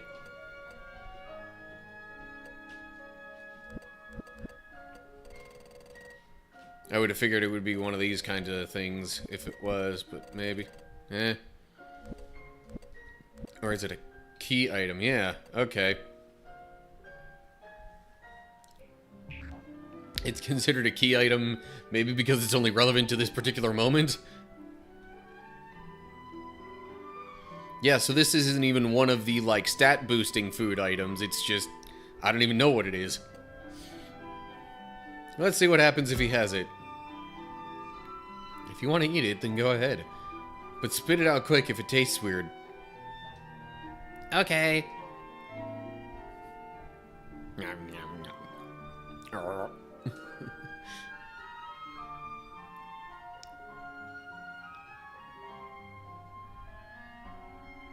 What the? Stomach's bulging. How can I be so full already? I can't even move. You okay? I knew you shouldn't have eaten that. Could this be? What? What? Agumon, are you okay? Yeah, I can't really explain it, but I think I just got stronger? That made you stronger? Huh. I got worried when you started yelling. I thought maybe it was poisonous. Sorry about that. But I feel like I can protect you even better now. I guess he knew it was going to be something good. I'm just glad he's okay. So, wait, what the... How'd... It just said he powered up. It didn't really say anything in particular about, like, how or... Like, what's different. Right.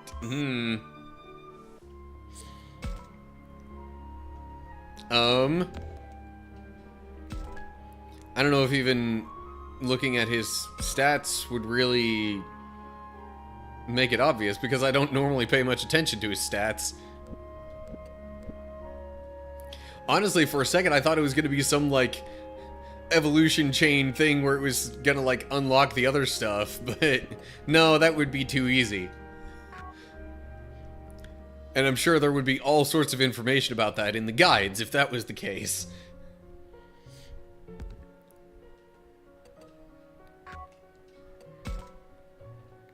Anyway, okay. Saving...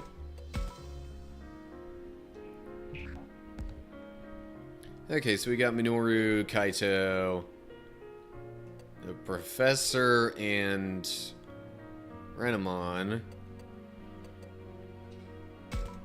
I'm, like, intentionally doing the non-affinity stuff first now. Professor and Haru. I wonder if they're about to go look for Aoi?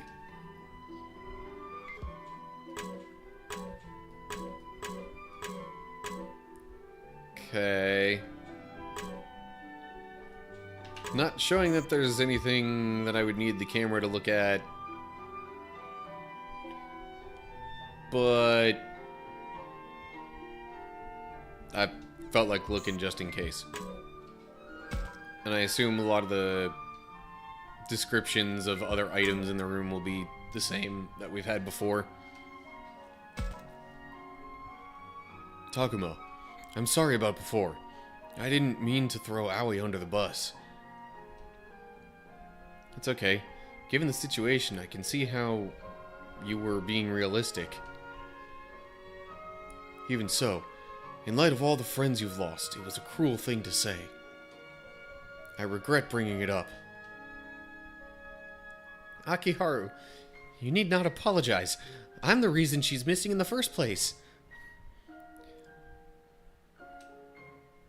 Renamon. Didn't I tell you not to blame yourself for that? Everyone understands that you were only trying to do all you could to save Miyuki. Yeah, Professor's right. Still, I was willing to sever the bonds between you so long as I got Miyuki back. I was being selfish. I was willing to make that trade, even though I knew how much Miyuki's bond meant to me. Renamon seemed so calm and collected when we were all talking just now. He must be feeling a lot more responsible for what happened to Aoi than I realized. Is there anything I could say that might help him feel better? I mean, I doubt he'll accept that this wasn't his fault if I just tell him that. Should I use his sense of responsibility to get him fired up for the search? But if I do that, it might end up putting too much pressure on Renamon. Maybe the thing to do is point out that this is why we all need to work together? And... karma choice thing. So, wrathful path. Therefore... Well, if you really feel bad about what happened, don't cry about it. Go find Aoi. Takuma, don't you think that's putting things a little harshly? I realize it's not a nice thing to say, but right now we need to find Aoi. Doing that will help us save Miyuki, too. Isn't that what you said to us yourself, Renamon? True. And there's no time for wallowing in self-doubt. You're saying this is my penance? Yes, you may both have a point there. Really, the important thing is that we find Aoi. Though, of course, we should also keep in mind what comes next. What do you mean? I mean, we'll need to figure out how to help Miyuki, or my sister, and bring her back. I think we'll need Aoi for that. Yes, I think you're right. In which case, we can't afford to stand around, can we? Huh? Renamon, where are you going? To look for Aoi, obviously.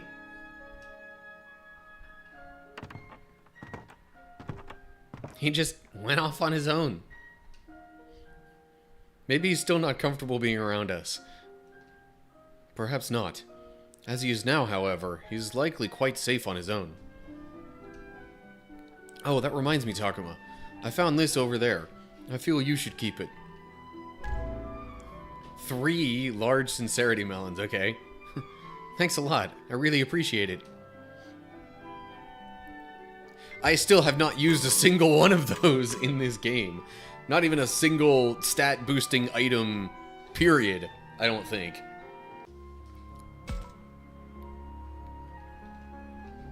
No, I was trying to double tap going to the left in that menu.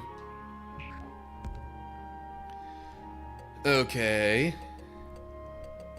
Is it now going to show Haru / Renamon elsewhere? No. Okay. So, not that I'm focused on affinities, but out of the people I could talk with, Minoru's got the lowest. So, let's start with him.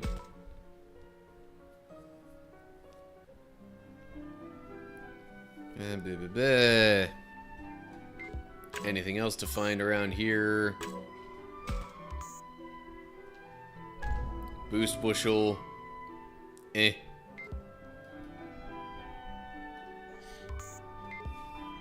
I generally feel even less inclined to use the, like, in-battle items.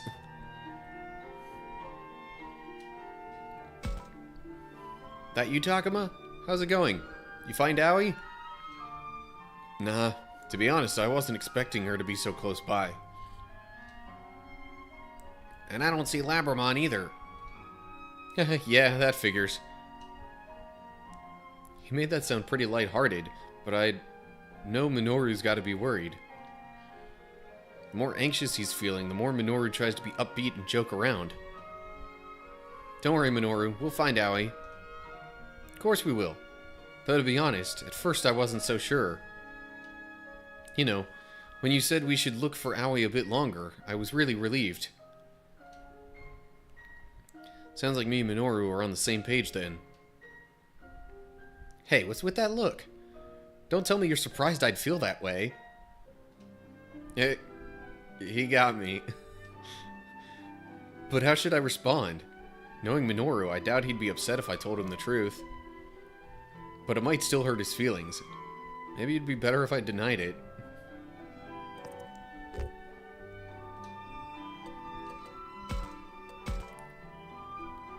Nah.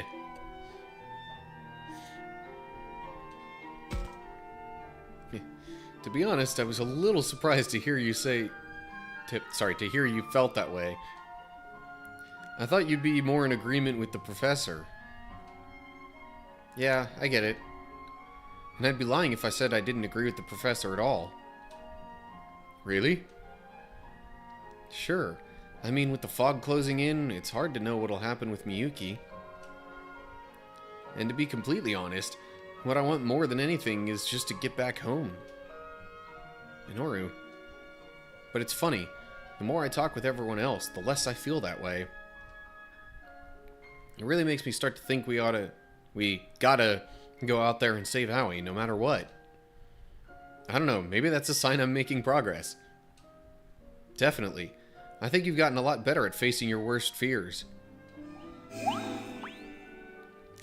Gotta admit, it's weird having you say that to my face, but it's not a bad feeling. What really gets me, though, is thinking how things might have been different.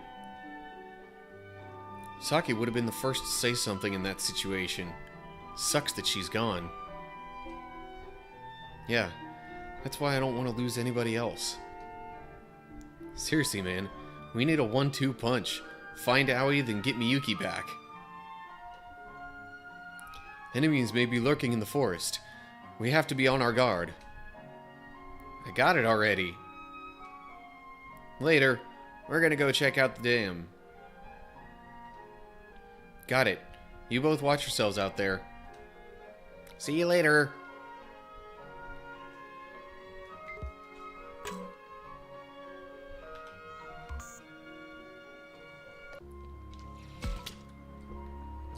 Okay. Save real quick.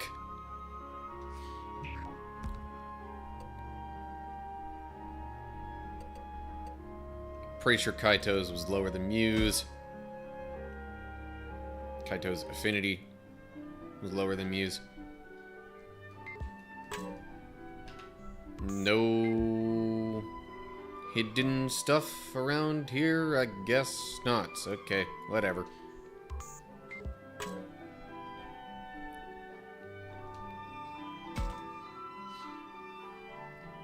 I figured Aoi might have come back by now, so I looked around the school, but guess it's not going to be that easy. Yeah, I guess not.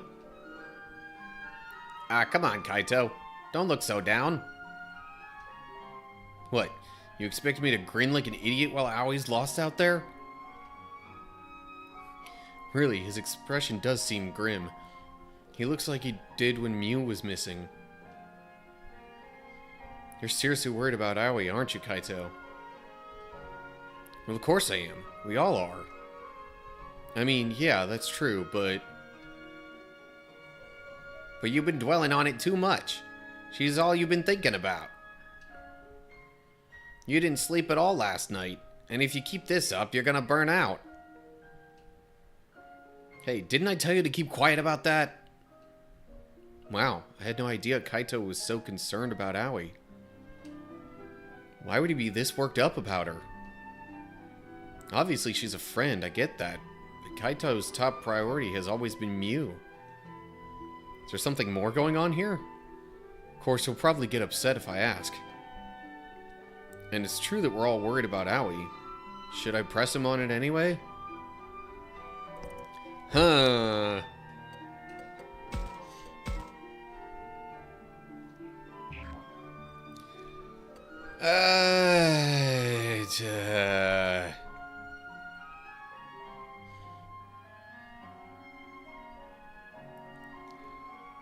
I just feel like I kind of want to know, even if that's not the proper, affinity choice. But I'm not really going for affinity increases that hard in this playthrough. Now I'm curious. What's got you so concerned about Aoi that you're losing sleep? Is there some special reason? Takuma, are you giving me a hard time on this too? Now when we should be out searching? Hey, don't try to dodge the question. You've always put Mew before anything else, but now you seem more worried about Aoi. I was just wondering if there was some special reason for that. Not really. At least, it's not the kind of special reason you two have in mind. It's just, she's done so much to look out for us since we came to this world. Plus, I get how she must be feeling, blaming herself for what happened with Saki. And it just bothers me, okay? That's all there is to it. Anyway, the important thing is we gotta find her before anything happens to her. She's got Labramon with her. I'm sure she's fine. Yeah, that's what I think too. I guess. You never know about that fog, though, so we can't just sit around. We're going to go look by the shrine. Takuma, you and Agumon keep an eye out, too. We will. Stay safe, you two. Aoi helped us out so much. We gotta find her so we can all go back together. Okay. Mountain Pass unlocked. And a free battle. And Woods by Library unlocked. Okay, so we're extending the search range a bit, I guess.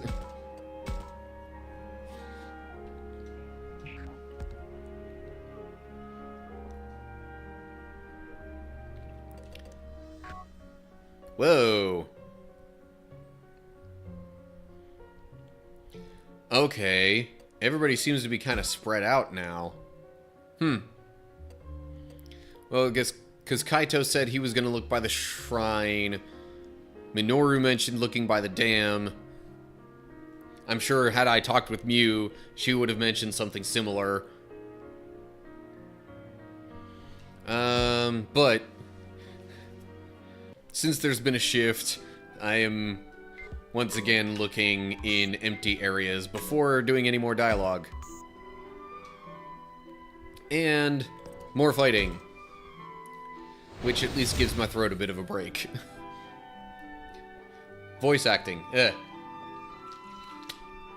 Sorry, not that that's like a bad thing, but it's not exactly great for my throat. Doggone it. I think I just did that evolution of Tentomon last week. And now there's an opportunity to actually recruit them. I do not, however, have an Okuwamon on my team. So...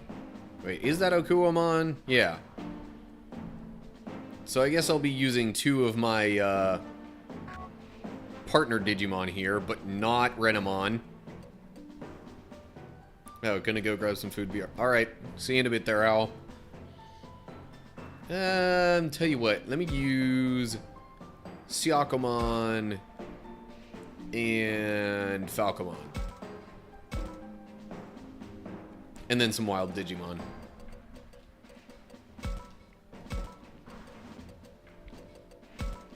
Alright, gotten to where 24 is the lowest level that I'm working with here.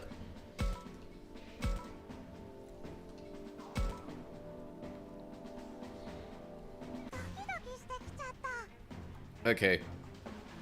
Webcam going away for a bit.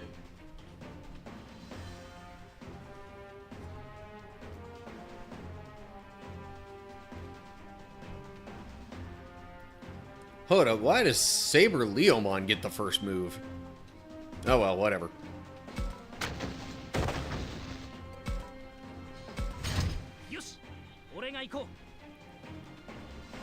Okay, let's talk with Okuwamon.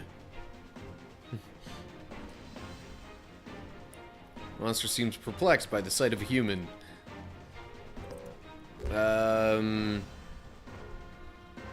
Smile and wave. Somehow I was gonna say somehow I doubt that's the right thing, but I guess it wasn't like the wrong thing. Human, no good? Really?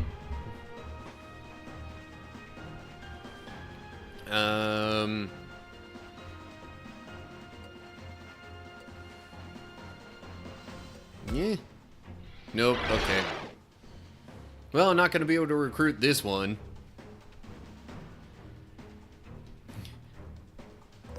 No, I am not okay with you eating me.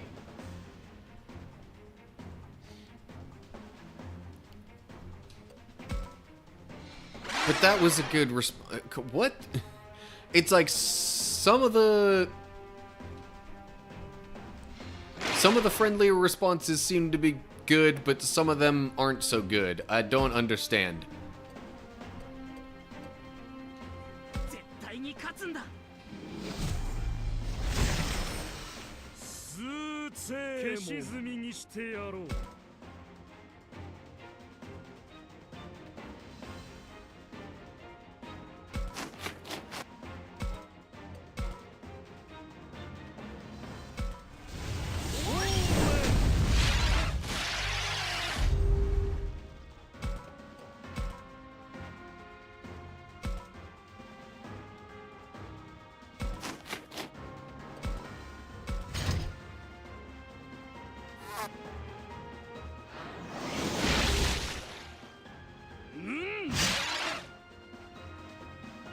Okay, whew. I'm glad that counterattack didn't outright kill. Kill? Didn't outright kill Okuamon there.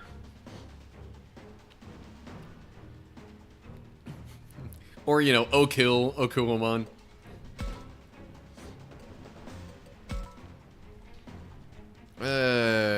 Thrash is about on the spot. Calm him down. Okay.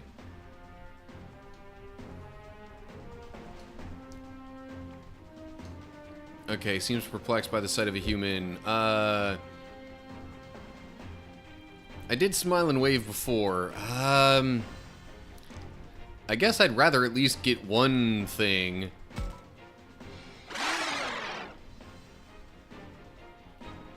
Of course, it all really depends on this one anyway. Okay, so maybe I should say I want to be friends. Alrighty.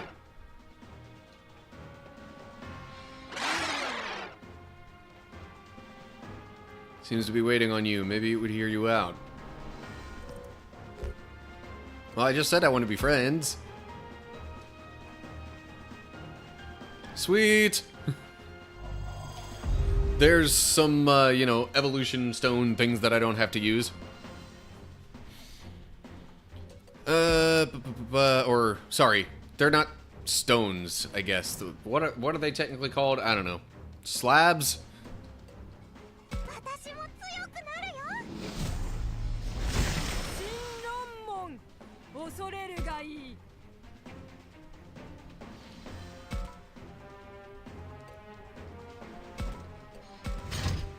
Main reason I'm not auto-battling this just yet is because since I have the opportunity, I would like to get the chest that is over kind of, you know, up and left from my current location.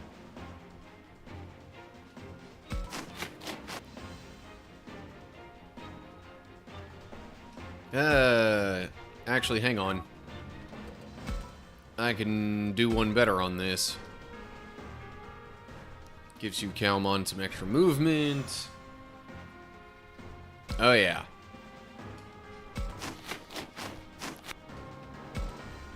Attack the chest. All-purpose ointment. Woo. Oh yeah, it's so exciting. Anywho. I might as well talk with Mew, because I can. Alright, but now, auto battle.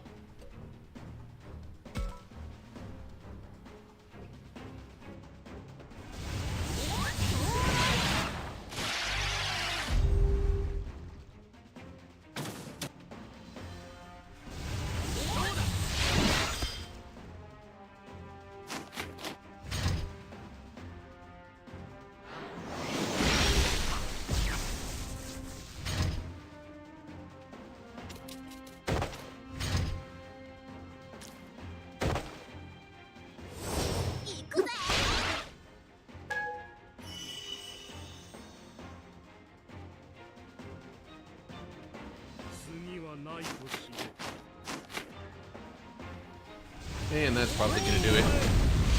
Yeah. Just kinda.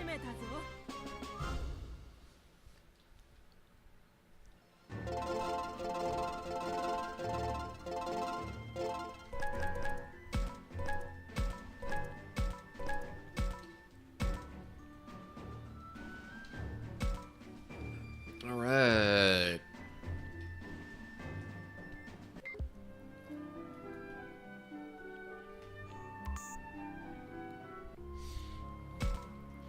So now that I have Okuamon, see, but this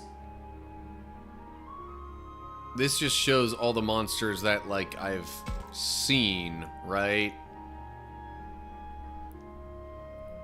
I guess maybe it includes all the ones that have ever been in my party to some effect or another. I haven't had a Patamon in this playthrough? Hold up.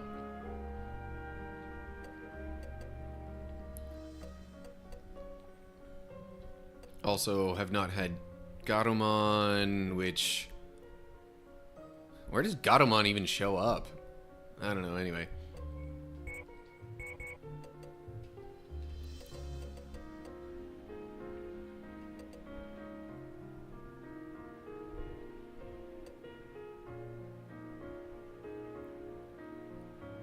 Do I have to actually use Renamon for the evolutions to show up here? Or do I have to specifically use those evolutions in battle for it to count? I don't know.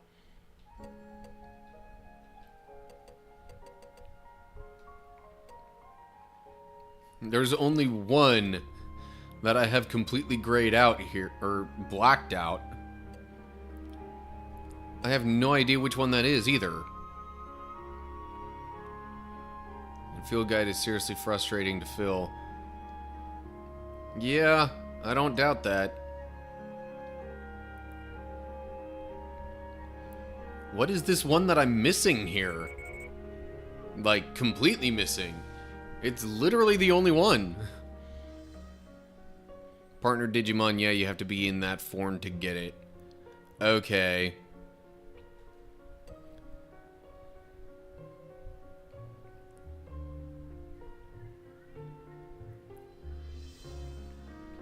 So I might have to actually, you know, intentionally use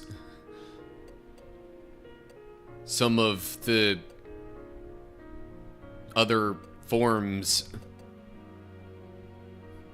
just to clear them off the list here and not have them grayed out. But anyway.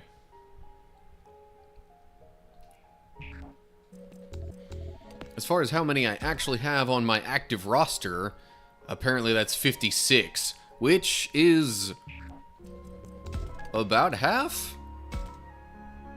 Yeah, a little under half. And that's not counting the evolutions of the partner Digimon. 5 times 1, 2, 3, 4, 5. So that's 30 there. Yeah. So it's not including the evolutions of the partner Digimon. So, as far as, like, owning them all goes, I'm about halfway. Right. What was that challenge you set for yourself again? I honestly can't remember. You mentioned it before, but I just forgot what it was. And not exactly great if you're getting bored with it.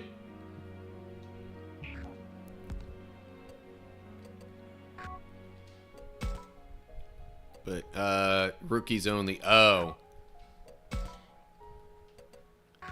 Yeah. That's gotta... I mean, I imagine that's gotta make it more difficult. Thus, it being a challenge. It wouldn't really be a challenge if it made it less difficult, would it?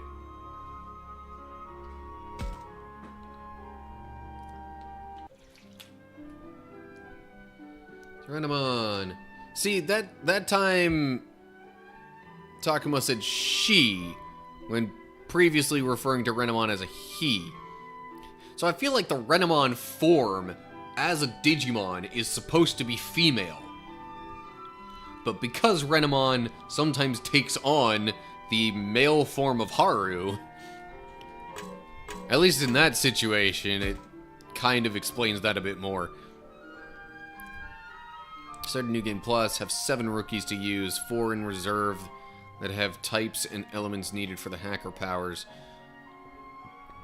Renamon is a female. I had this discussion with a friend. Yeah, I mean, to my understanding, throughout the Digimon series, all the partner Digimon have the same gender as their human partners. And Renamon has only ever been paired up with females throughout the series, as far as I know.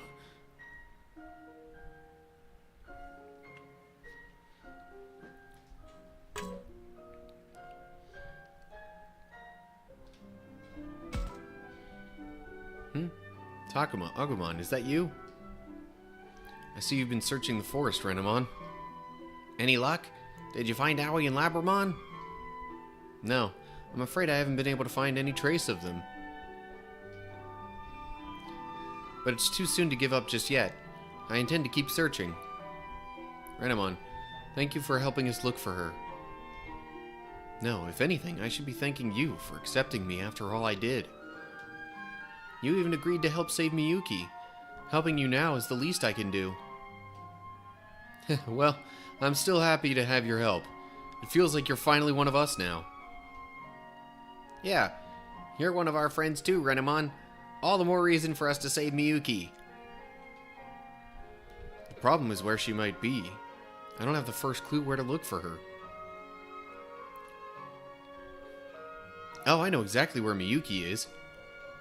What? Are you serious? Then why keep it a secret? You should have just told everyone before. It's not like I was trying to hide it. It just didn't seem like the time to mention it. I thought our top priority should be finding and rescuing Aoi. Besides, the Master doesn't have many monsters like Piedmon that do his bidding. So even if the Master intends to attack us, we should have some time. Really? The Master lost a lot of his forces at the library, so that much seems certain. Anyway, I was thinking we could talk things over after we find Aoi and everyone's back. Got it. I'll be looking forward to it. In the meantime, you're right. We need to find Aoi. Hold on to this, Takuma. I'm sure it will help you out down the line. Giant odd mushroom. Oh, thanks. This is a big help. How does he know that it's a big help? Anyway, to beat Hacker's memory, you literally only need 4 megas, and one of those needs to be an electricity element for all the powers. That's what I have in the reserve that I'm not allowed to use. Okay. Bored because the level spike is starting to kick in, where it makes it tough for rookie Digimon to encourage you to Digivolve the champion. Okay.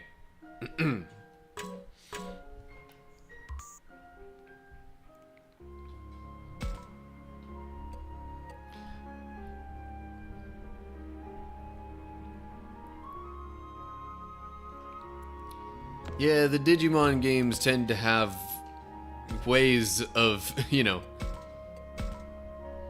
making things extra hard if you don't use the higher evolutions.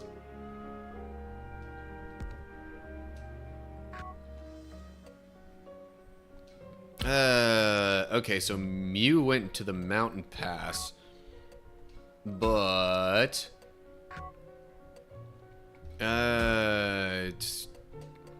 I figure maybe I'll talk with the professor first.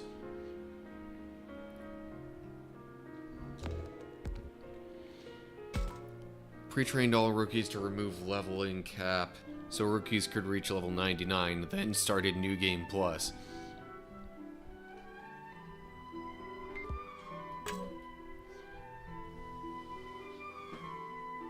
Man. Sorry, neck is still bugging me ever so slightly. It has been all day. Like, literally from the moment I woke up. But anyway. Oh, Professor. I didn't realize you were still here at the school. Knowing you, I thought for sure you'd have headed to the shrine by now. Given the circumstances, I didn't think further study would be appropriate. Besides, with everyone looking for Aoi, I thought it would be irresponsible of me, as the only adult, to wait around and not do anything. So, while I wish I could do more, I thought the least I could do would be to keep an eye out here while you're gone.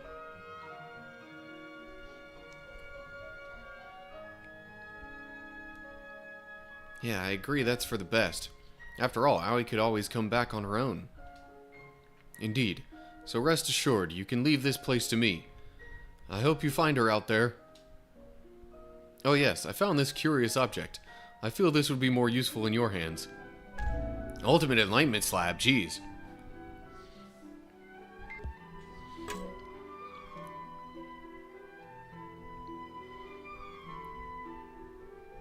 So, the question is, how exactly would you get different Digimon then, Owl?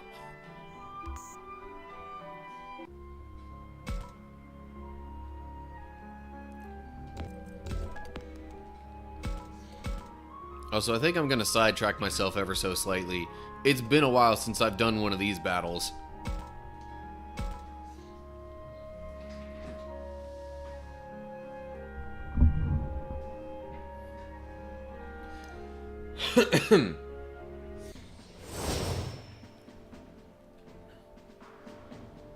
Also wanting to give my throat a bit of a break. But I don't have a full team to do this with. Also, both sides are occupied by... and they're like right at the same levels that I'm at. Oh, jeez. 85, 80, 86, 81. Yikes. Data scan to convert it and raise them. Honestly, kind of want to just cut my losses with this and start over with a full team of Digimon. I mean, I wouldn't necessarily blame you for wanting to do that.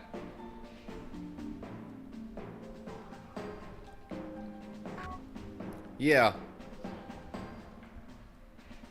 Literally same levels as what I have.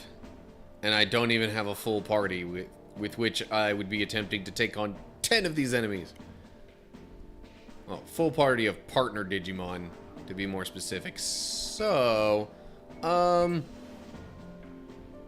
yeah. Not really sure how this is gonna go. Maybe shouldn't have bothered with it.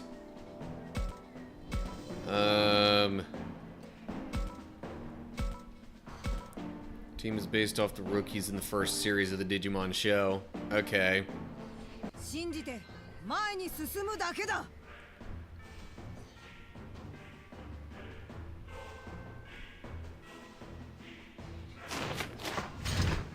Yeah, that's probably something I would be inclined to do if I had the opportunity.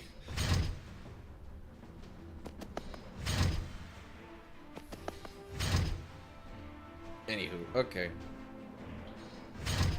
Really not sure how this is gonna go. But honestly, I might auto-battle it just to try and give an indication of how outclassed I may or may not be. And if it seems totally ridiculous, then I'll just not come back to this battle. At least not until I have a full party of partner Digimon.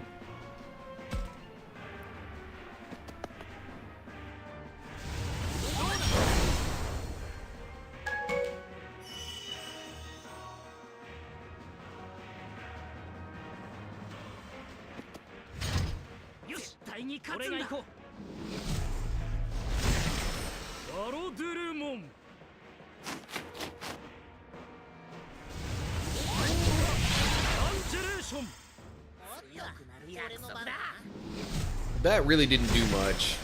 Not very reassuring.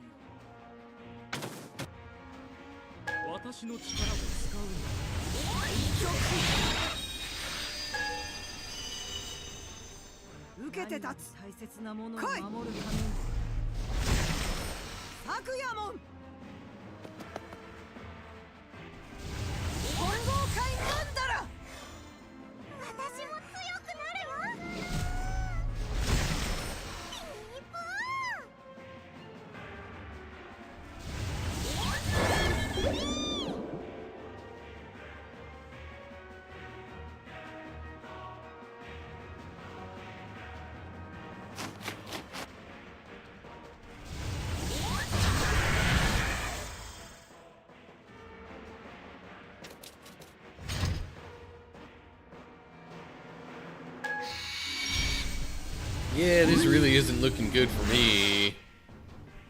Holy cow.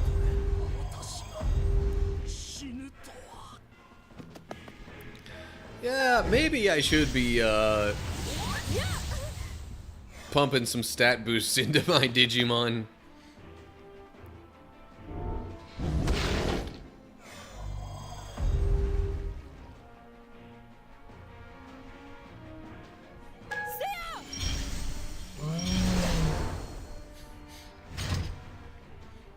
Oh yeah, great. 無駄に甘く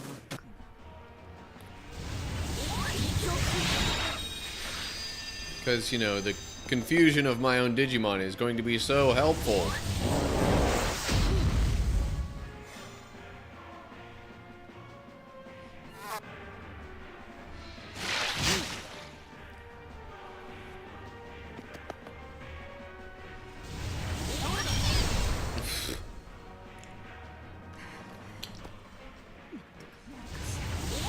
Yeah, I think it's safe to say I am very much outclassed here.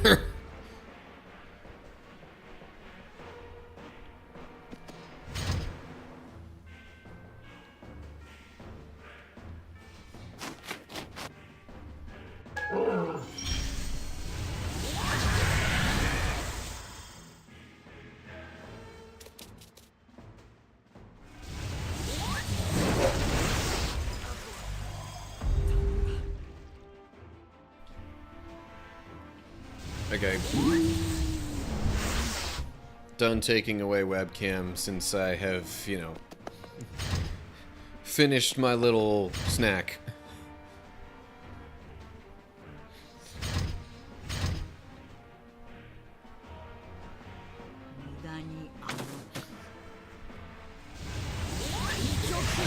In fact, I probably would have lost already if not for Fang Longmon here.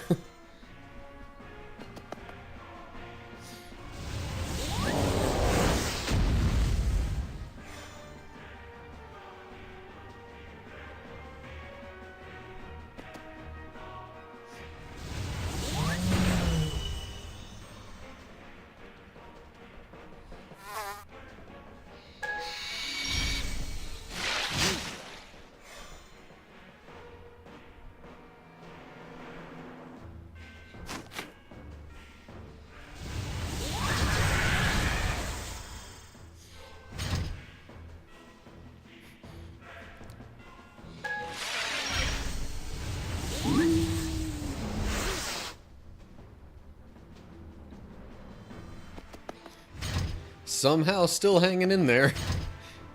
But not for too much longer.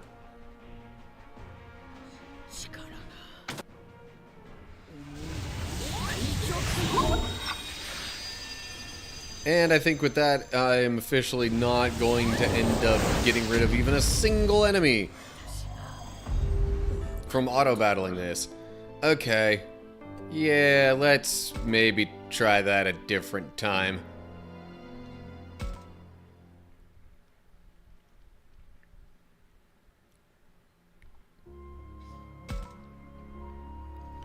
Okay, anyway. Well, at least it served the function of giving my throat a bit of a break. Alright. Mew now has the lowest affinity of the 3 that I could possibly increase. So, after a quick save, I'm going to talk with her.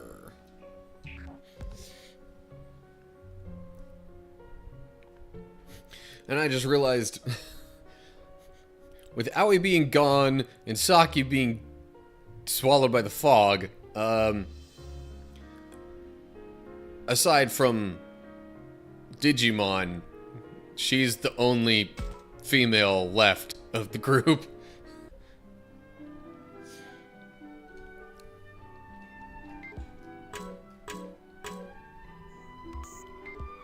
This seems awfully foggy. Enlivening wind crystal obtained, okay.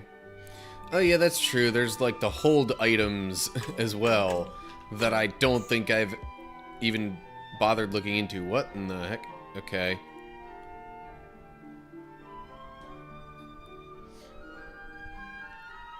kind of freaked out for a second there. Alright, Mew. Ah, Takuma. Did you find anything? No, I don't think Aoi came here. There's something else, though. I wanted to go to the mountain up ahead, but look. Yeah, there's no going any further with all that fog. It's strange. Up until just a little while ago, it hadn't spread this far. You think it's starting to move faster? The Master must be behind this somehow. It seems pretty likely, but why this sudden change? What was that?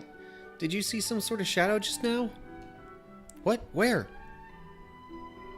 Over in that patch of grass. See it? That could be Aoi. You know, that's not Aoi, that's an enemy.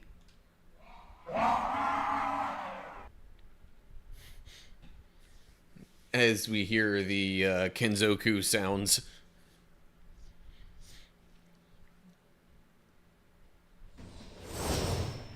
Hello, okay. Well... Ooh, okay. Idea. So I'm gonna use Renamon.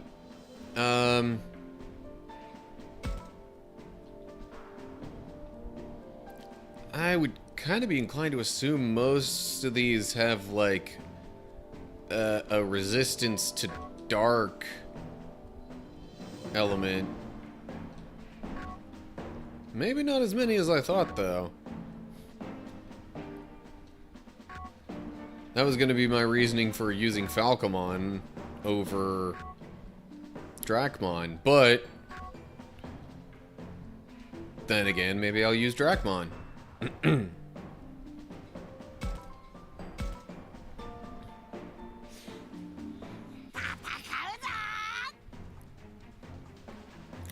Win condition. Allies reach goal or all enemies die. Huh. I didn't even look for a goal because I had no idea there would be one. So, rather than auto battle this... Oh, there's the goal. Okay. Rather than auto battle this early on, I have a couple things I kind of want to do here.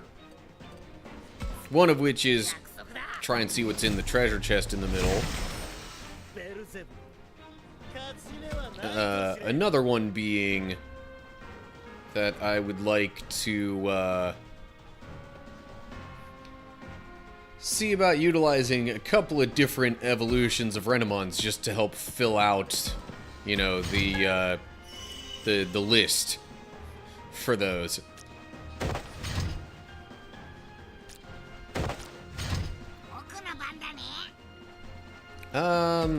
I might actually wait to have him talk until next turn.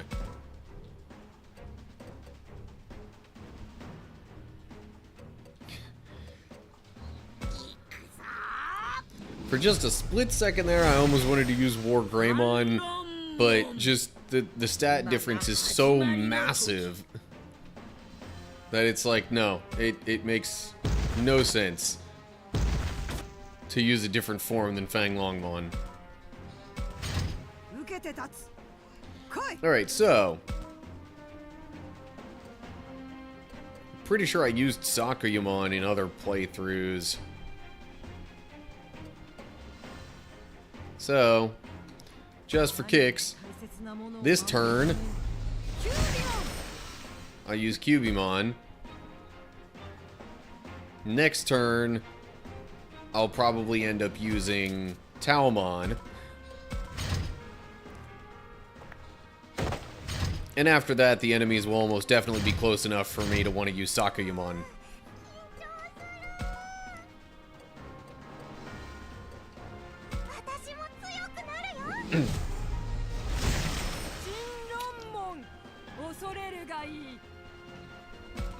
Alrighty, let's put you there, maybe?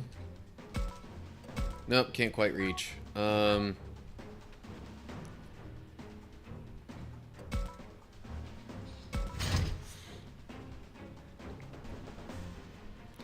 Okay, now I'm gonna have you talk.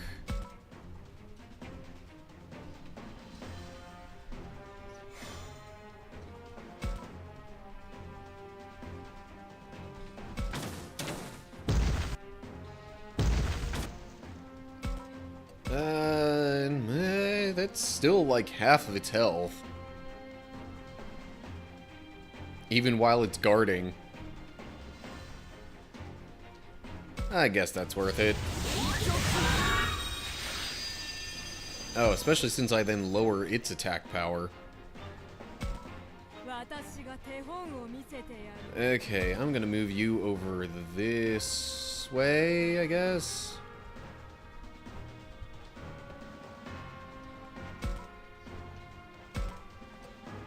Oh, that only goes in a straight line. Darn it. Okay, then.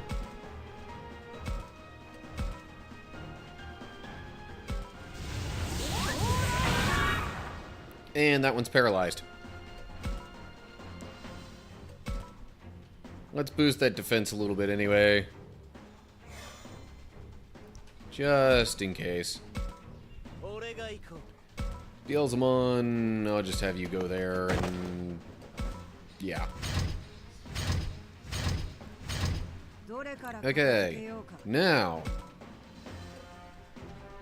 evolve to